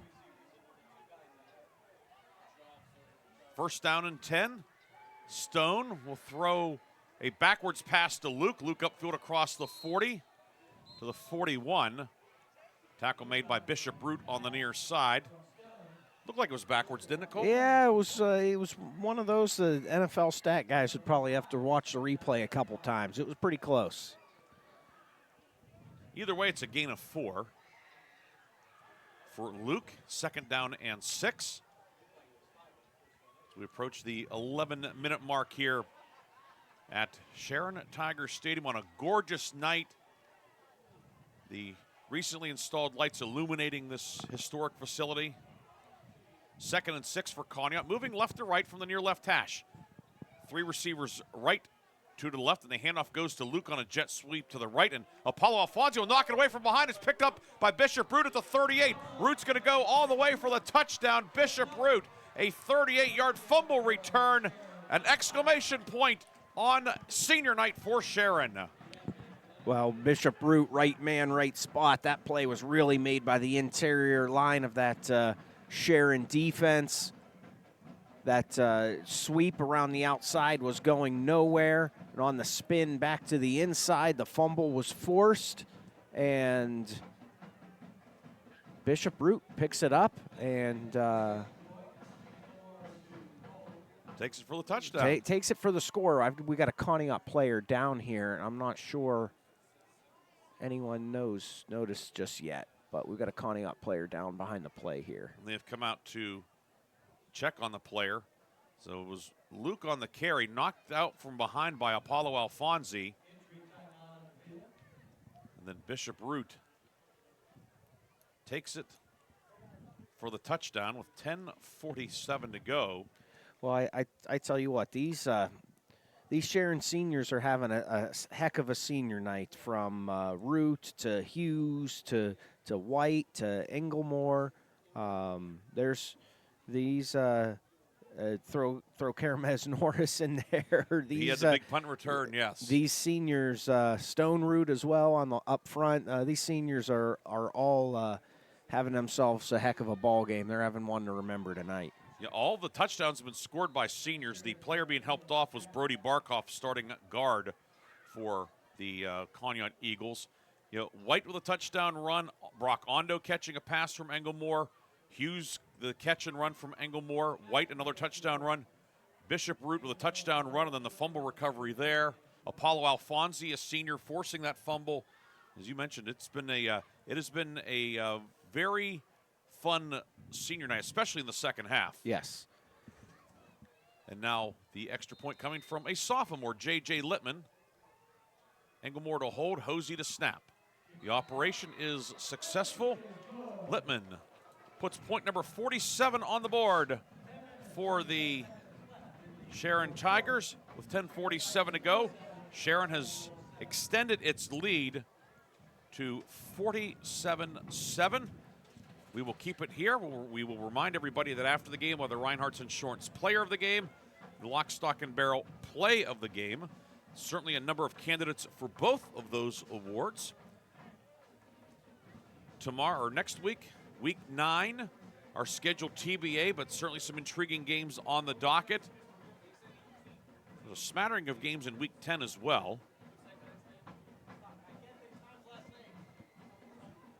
10:47 to go in the fourth. Sharon led 13-7 late in the first half, and Conneaut had the football, but Eagles he threw the interception. White intercepted it. The next play, Hughes scored to make it 20-7, and ever since then, it has been all Tigers. Yeah, it's really, really been all Tigers since that point, since that interception late in the second half. Conneaut was only down 6 at that point, and Sharon has taken that and not looked back. It gets 34 unanswered for the Tigers. Yes.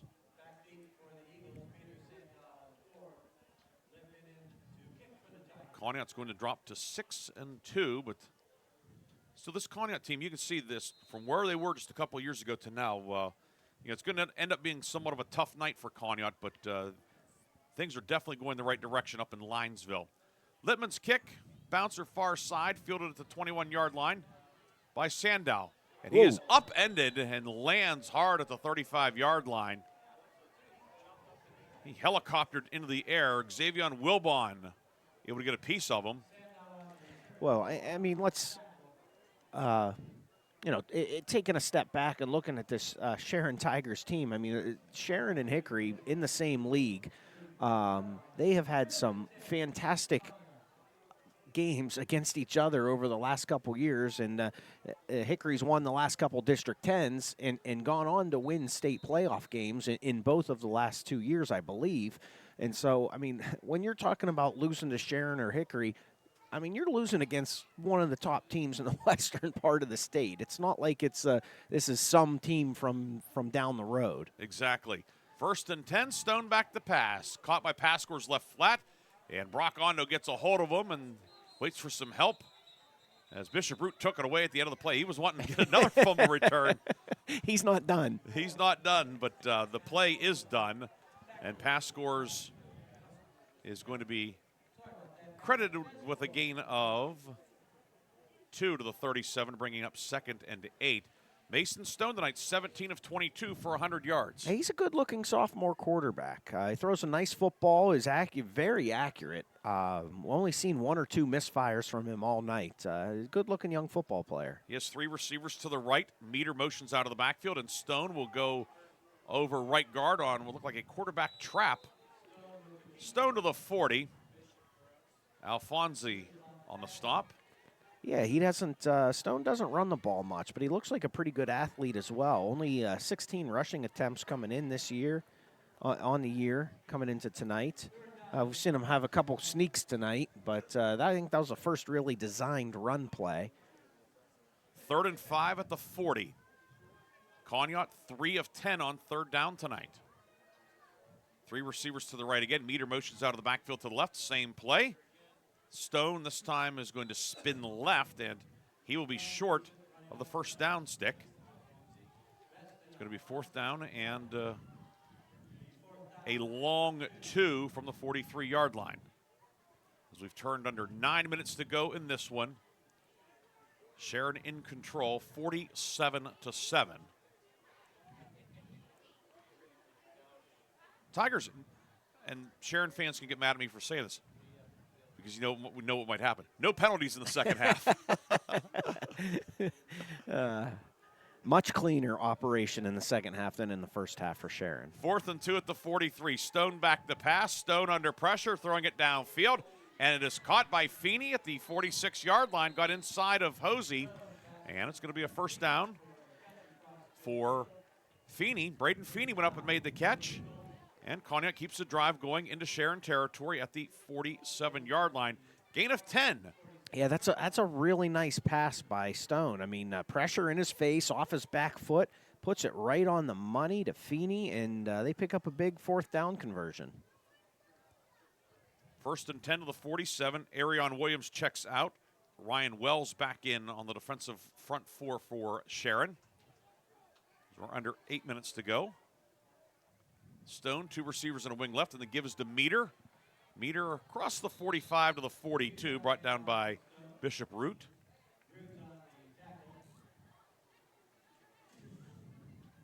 Meter, he runs hard, but he's more of a between the tackles guy in this offense.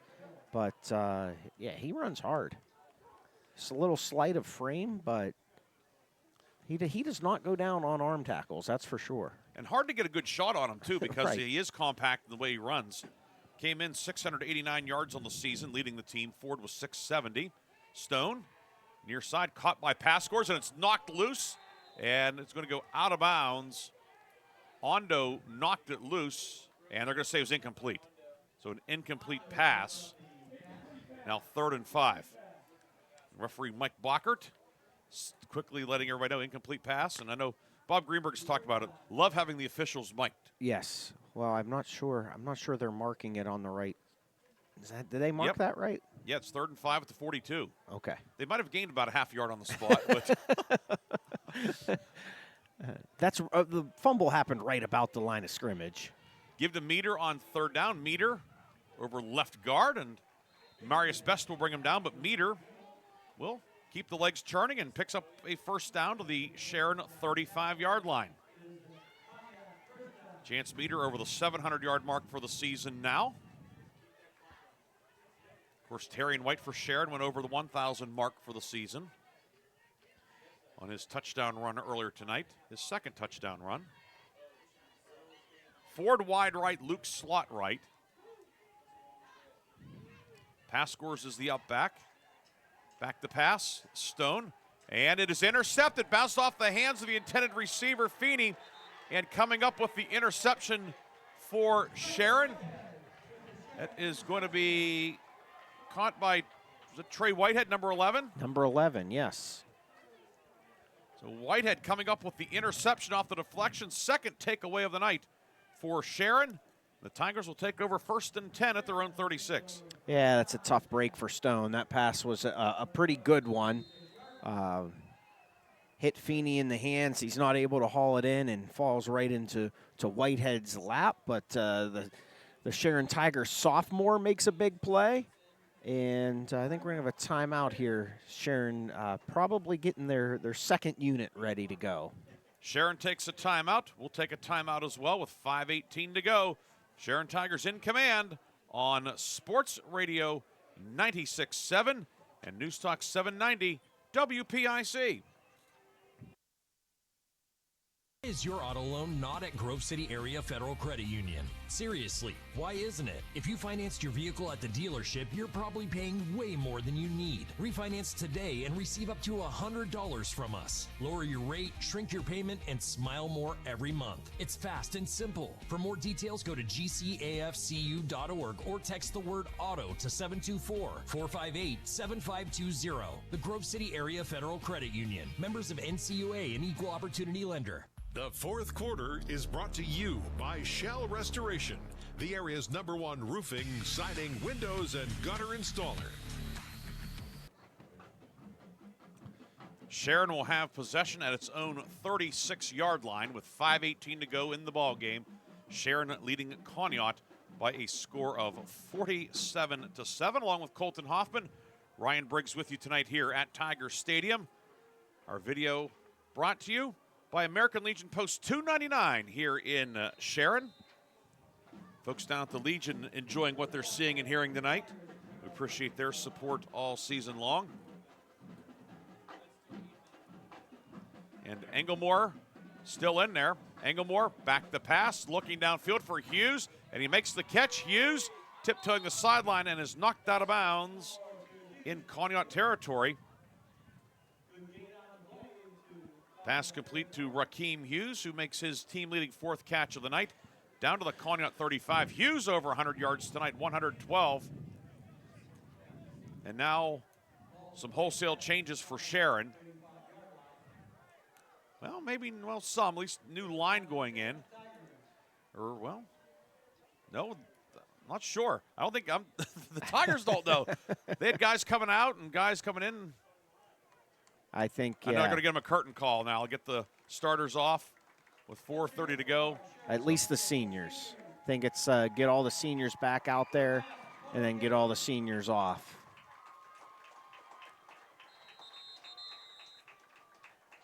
And as a delay of game penalty on Sharon, but I don't think the Tigers will be too upset about that one. Well, I don't know which one they care about less, that one or the one that started the game. Maybe at the time they cared about that one because could have affected field position. So the seniors, get some of the seniors out for Sharon. Here on senior night, a lot of hugs and high fives. Tigers go to Titusville Thursday night. Long trip on an odd night, an off night. That's all. I'm sure that I think that's going to affect Coach Mack's sleep pattern a little bit. I think school will be lightly attended next Friday for the Sharon Tiger football team. I'm making a prediction. Iron Brody checks in and flag thrown, and Tigers were late getting out of the huddle. And the delay penalty, now 1st and 20. And of course, we have reached, based on the score of this game, we've reached the running clock portion.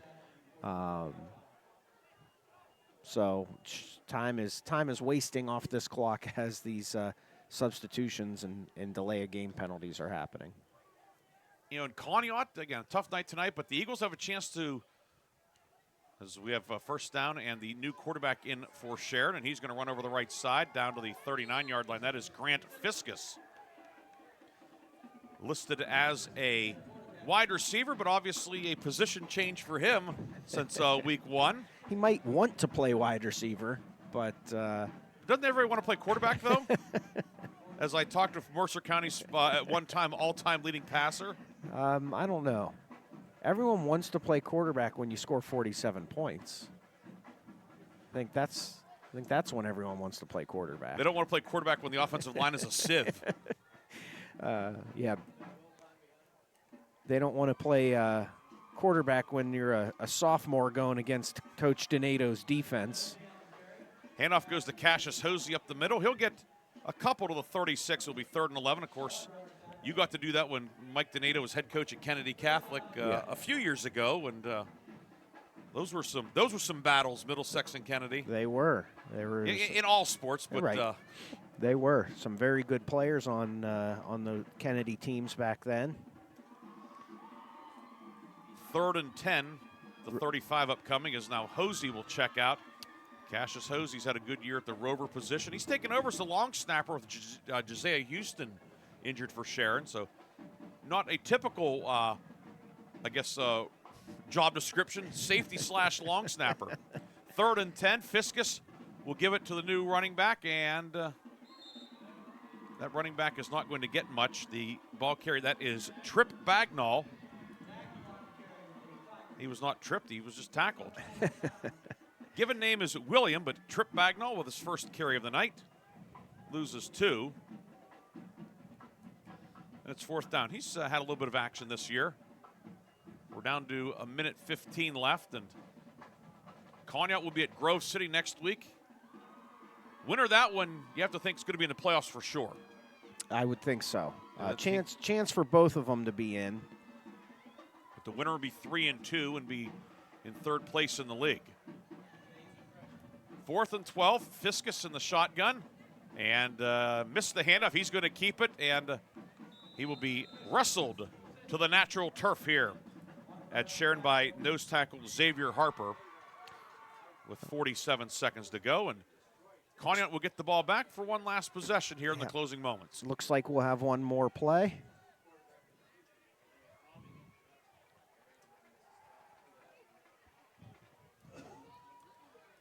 Ball at the Conneaut, the Conneaut 38. A few of the other Sharon guys out there. We see Caden Hall, Noah Jones, a senior out there. Now he's going to check out Bashar Ismail, who started at center. It's in there, Max Starkey. He's coming in. Fiskus is not sure whether to stay or go. Iron Brody is out there for the Tigers. We see Bagnall at defensive end. Josiah Abram has gotten a little bit of time. Niger Maccabee checks out. 1st and 10 at the 38. Stone back the pass, and it is caught by Pascours downfield. Pascours upended at the 40-yard line by Melvion Locke. Locke, that's a good name for defensive back. Pickup of 22. And I don't think Conneaut's going to rush to run another one. Maybe I'm wrong. 8 seconds to go. We'll see. 3 men go to the, well, now they're not lined up properly, and time's going to run out. And that'll do it. The Sharon Tigers on senior night win it. A final of 47-7. A dominant second half for the Tigers, who improved to 5-3 overall, 3-1 in league play. Kolten, Sharon Tigers, if they play like this, if they play like that the way they did in the second half, this is a team that's going to be playing well into November. Oh, absolutely. I think that's what they expect. That's I think what a lot of people expect from them. And I think Coach Mack going to be much more pleased with this performance. Really, a lot of the second half for sure. And they could pick up another big league win, one more next week against Titusville, and I believe that wraps up their regular season. Wraps up the regular season. We will wrap up our broadcast when we come back. We'll have the scoring and stats, lock, stock, and barrel play of the game, and the Reinhardt's Insurance player of the game on Sports Radio 96.7. and Newstalk 790 WPIC. Your hip, your knee, your shoulder, whatever has been holding you back, UPMC Orthopedic Care is where you'll find experts to help you get back to a better quality of life. UPMC is pioneering minimally invasive surgeries, and we offer personalized treatment plans and same-day surgery to get you home and moving sooner. It's your ankle, your elbow, your hand, and it's your move. Visit upmc.com/ortho to learn how UPMC can help.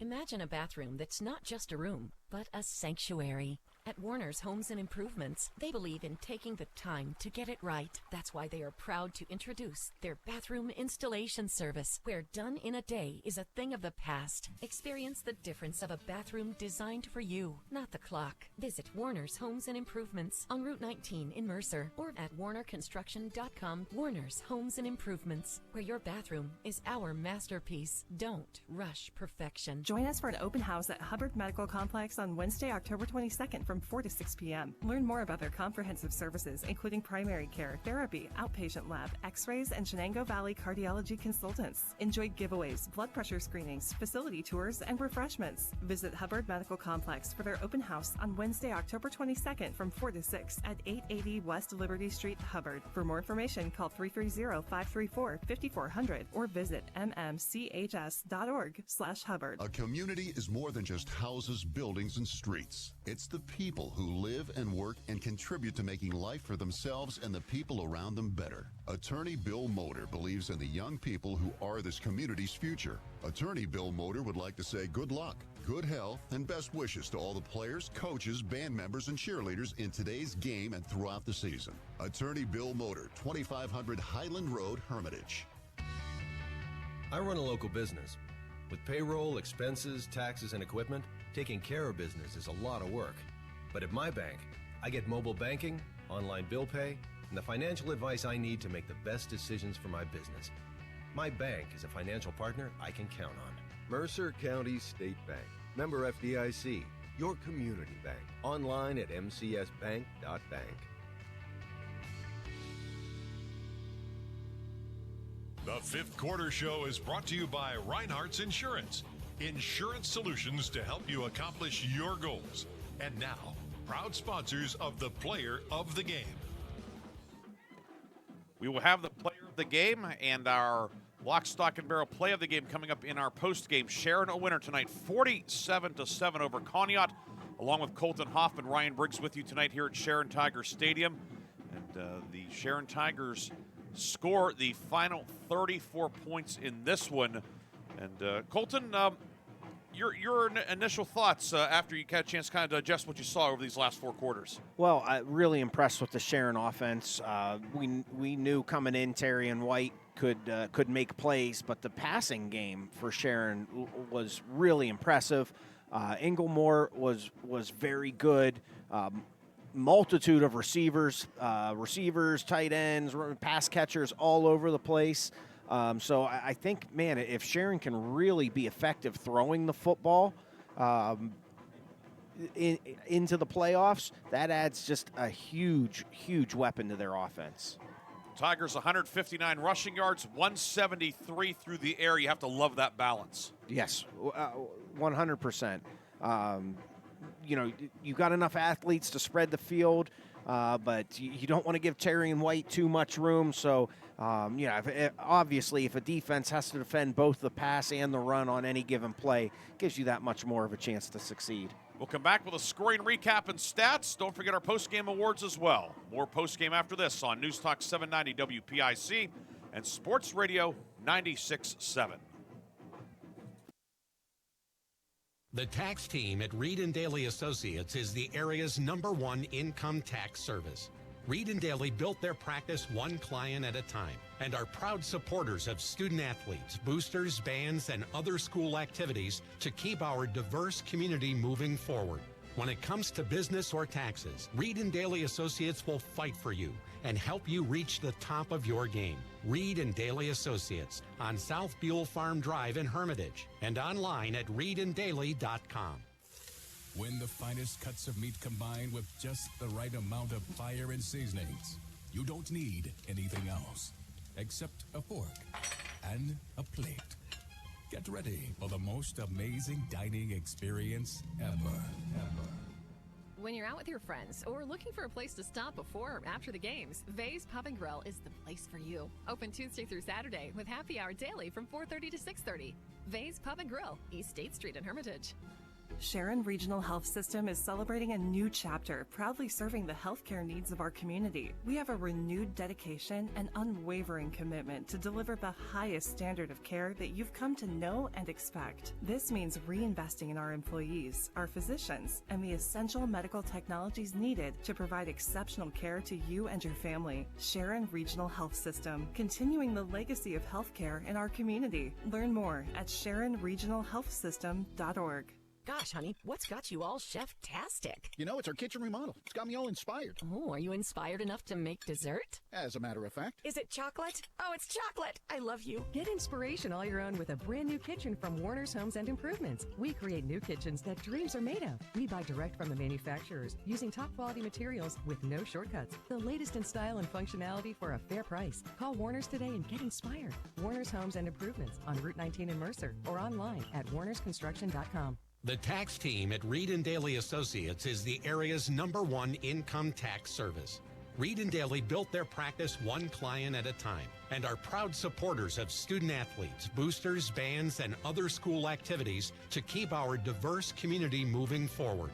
When it comes to business or taxes, Reed & Daly Associates will fight for you and help you reach the top of your game. Reed & Daly Associates on South Buell Farm Drive in Hermitage and online at reedanddaly.com. The Fifth Quarter Show is brought to you by Reinhardt's Insurance. Insurance solutions to help you accomplish your goals. And now, proud sponsors of the Player of the Game. Back to Sharon Tiger Stadium, where Sharon wins tonight over Conneaut 47-7. Along with Kolten, Hoffman, Ryan Briggs with you tonight here on the radio. We have Art Shannon back in the studio producing our game. Lee Gross on the camera tonight on Sports Radio 96.7 Facebook Live. Sharon took a 7-0 lead at 6:11 of the first quarter. Terrian White with a 10-yard touchdown run. Yusuf Cannon with the extra point to cap a 5-play, 51-yard drive. It was 7-0 Sharon. Tigers pushed the lead to 13-0 at 9:20 of the second quarter. Brock Ondo catching a 2-yard touchdown pass from Ethan Englemore. There was a bad snap on the extra point. Englemore, the holder, his pass intercepted. Thus, it was 13-0 with 9:20 to go in the half. Conneaut answered a 10-play, 62-yard drive that used 6 minutes and 4 seconds. Mason Stone, a 1-yard quarterback sneak. Nick Street with the extra point, and it was 13-7. Conneaut then had the ball and was driving, approaching midfield, but Stone, arm may have been hit while making a pass. He was certainly under duress. Terrian White intercepted it at the Sharon 45.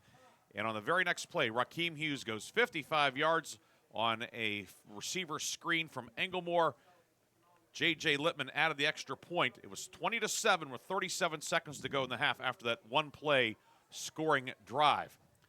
Sharon then puts it away with 2 third-quarter touchdowns and 2 more in the fourth. Terrian White, a 32-yard run at 8:03 of the third quarter.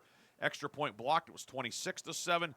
Bishop Root scored on a 9-yard run. That was a 2-play, 14-yard drive set up by a 48-yard punt return by Carmez Norris. J.J. Littman with the first of his 3 extra points. And the lead was 33-7 in the fourth quarter. White goes 29 yards on the first play of the quarter to make it 40-7 after the Littman extra point.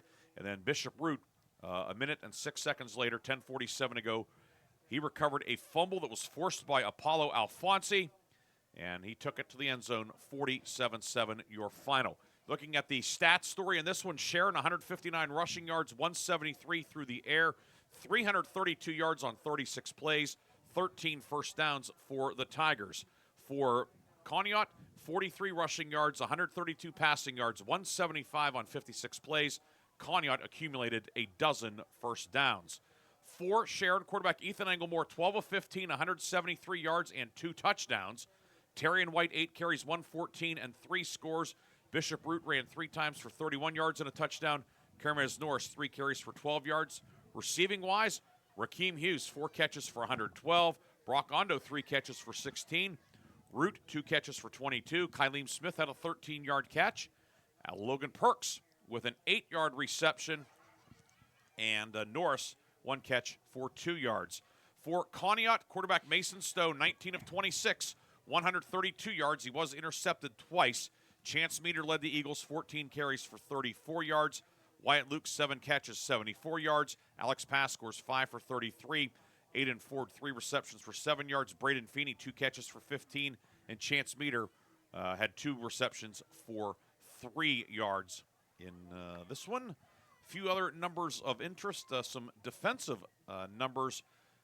Interception for Trey Whitehead and Terrian White. The forced fumble by Alfonsi. Logan Perks with a sack for the Sharon Tigers.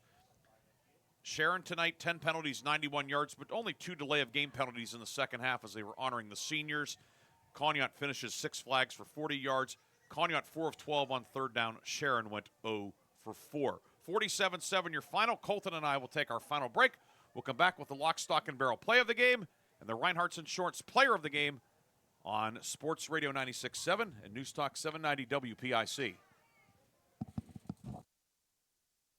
Your home with Shell Restoration, the area's top roofing and exterior remodeling experts, celebrating their 3rd year on the Qualified Remodeler Top 500 list and sweeping 4 categories in the 2025 Best of the Best Awards. Shell Restoration is your trusted choice for roofing, siding, windows, and more. Visit the brand new Shell Restoration state-of-the-art showroom at 2110 East Washington Street, Newcastle, during their grand opening on Saturday, October 18th from 10 a.m. to 2 p.m. Touch, feel, and choose premium materials with confidence. Visit shellrestoration.com today. Looking for compassionate, affordable health care? Sharon Community Health Center provides high-quality medical services to all, regardless of insurance coverage or financial status. Sharon Community Health Center's experienced professionals offer comprehensive care, from routine checkups to specialized treatment. Sharon Community Health Center is committed to removing barriers and making healthcare accessible for everyone in our community. Call 724-347-5529 or visit sharonchc.org to learn more and schedule your appointment today. Come on out to the Sharon American Legion Post 299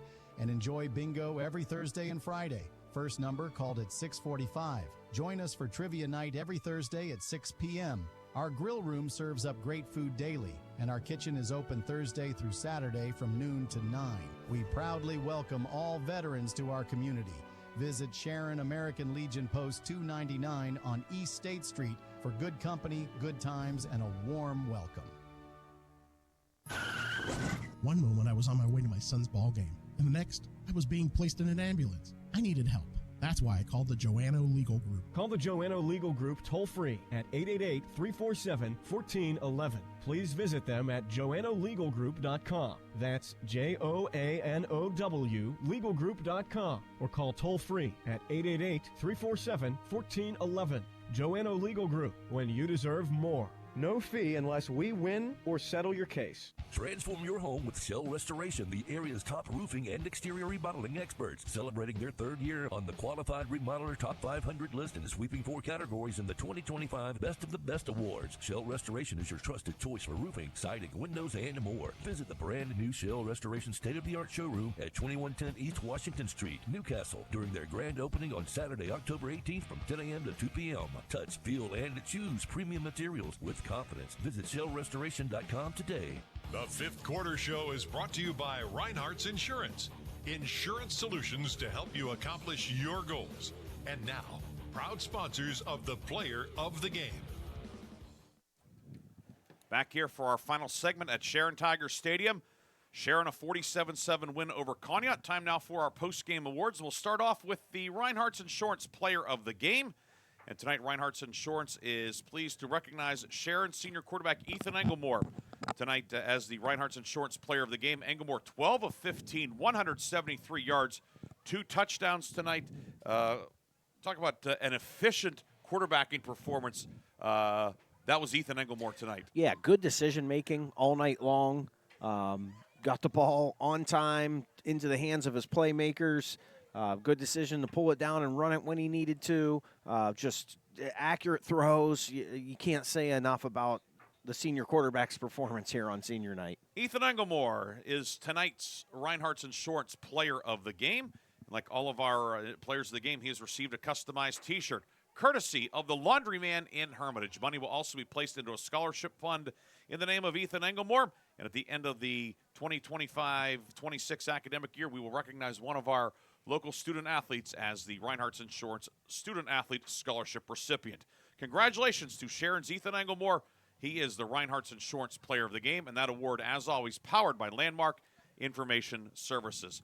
And now for the Lock, Stock, and Barrel Play of the Game, brought to you by Lock, Stock, and Barrel in Sharpsville. Certainly no shortage of plays to choose from tonight, Kolten, but we go with a play that really turned the game in Sharon's favor, or maybe helped Sharon recapture control. Either way, Rakeem Hughes, 55-yard touchdown pass from Ethan Englemore with 37 seconds to go in the half. Conneaut had been driving. Terry and White gets the interception. Next thing, bang, touchdown, 20-7, the halftime score. Yeah, just a huge momentum swing right before the half. 13-7, we were thinking maybe Conneaut could do something and take the lead into half, and Sharon gets the turnover. Hughes makes the big play on the wide receiver screen, and Sharon never looked back from there. Rakeem Hughes, 55-yard touchdown catch and run from Ethan Englemore is the Lock, Stock, and Barrel Play of the Game. That will be entered into our Lock, Stock, and Barrel Play of the Year competition. At the end of the season, we will recognize one of our plays of the game as a Lock, Stock, and Barrel Play of the Year. So congratulations to Rakeem Hughes and Ethan Englemore. They combine on a 55-yard touchdown pass. That is the Lock, Stock, and Barrel Play of the Game, and that award powered by Landmark Information Services. Sharon a winner, 47-7. We know that Art Shannon has all the scores queued up back in the studio. Some interesting results, a couple of surprises, a couple that were not as surprising tonight. We'll talk all about those on the Warner's Homes and Improvements fifth quarter scoreboard show coming up until 11 o'clock here on both stations. We want to thank the folks here at Sharon, Principal Mike Fitzgerald, Athletic Director Steve Hoover, the entire press box crew here. We thank them for all of their help. Our sports director and sales manager, Bob Greenberg, who took the evening off. We appreciate all of Bob's efforts throughout the day and throughout the week. Art Shannon in the studio producing our game and doing an outstanding job as always. Lee Gross was on camera here at Sharon. Thanks to Lee for his great work. And Kolten, thanks to you coming out of the bullpen tonight. Appreciate all your work. Always fun to do it, and maybe we'll get to do it again here in the postseason. Yeah, that would be great. Good luck to all of our county teams as these regular seasons wrap up, and who knows, maybe we'll see you with some seasons on the line in a couple weeks. Absolutely. For all those people and the aforementioned Kolten Hoffman, this is Ryan Briggs saying good night from Sharon Tiger Stadium. Tonight, the Tigers defeat Conneaut 47-7, and you heard it or watched it on Sports Radio 96.7, News Talk 790 WPIC, and Sports Radio 96.7 Facebook Live. The fifth quarter show comes up next, brought to you by Warner's Homes and Improvements. Have a great night, everybody. Night, everybody. Listening to High School Sports on the Cumulus Sports Network. Tonight's game has been brought to you by Bill McCandless Ford, located in Mercer and Meadville, the Reinhardt's agency. It's not the insurance they sell, but the service that makes them better. Lock, Stock, and Barrel, serving giant subs since 1973. Meadville Medical Center, your independent community health system. Shell Restoration, the area's leading installer for roofing, siding, windows, and gutters. St. Paul's in Greenville, and the Ridgewood at Shenango Valley Senior Living Communities. Grove City Area Federal Credit Union, banking but better. Attorney Bill Motor, excellence, experience, and integrity. UPMC Health System, changing healthcare, changing lives. Mercer County State Bank, community-minded since 1911.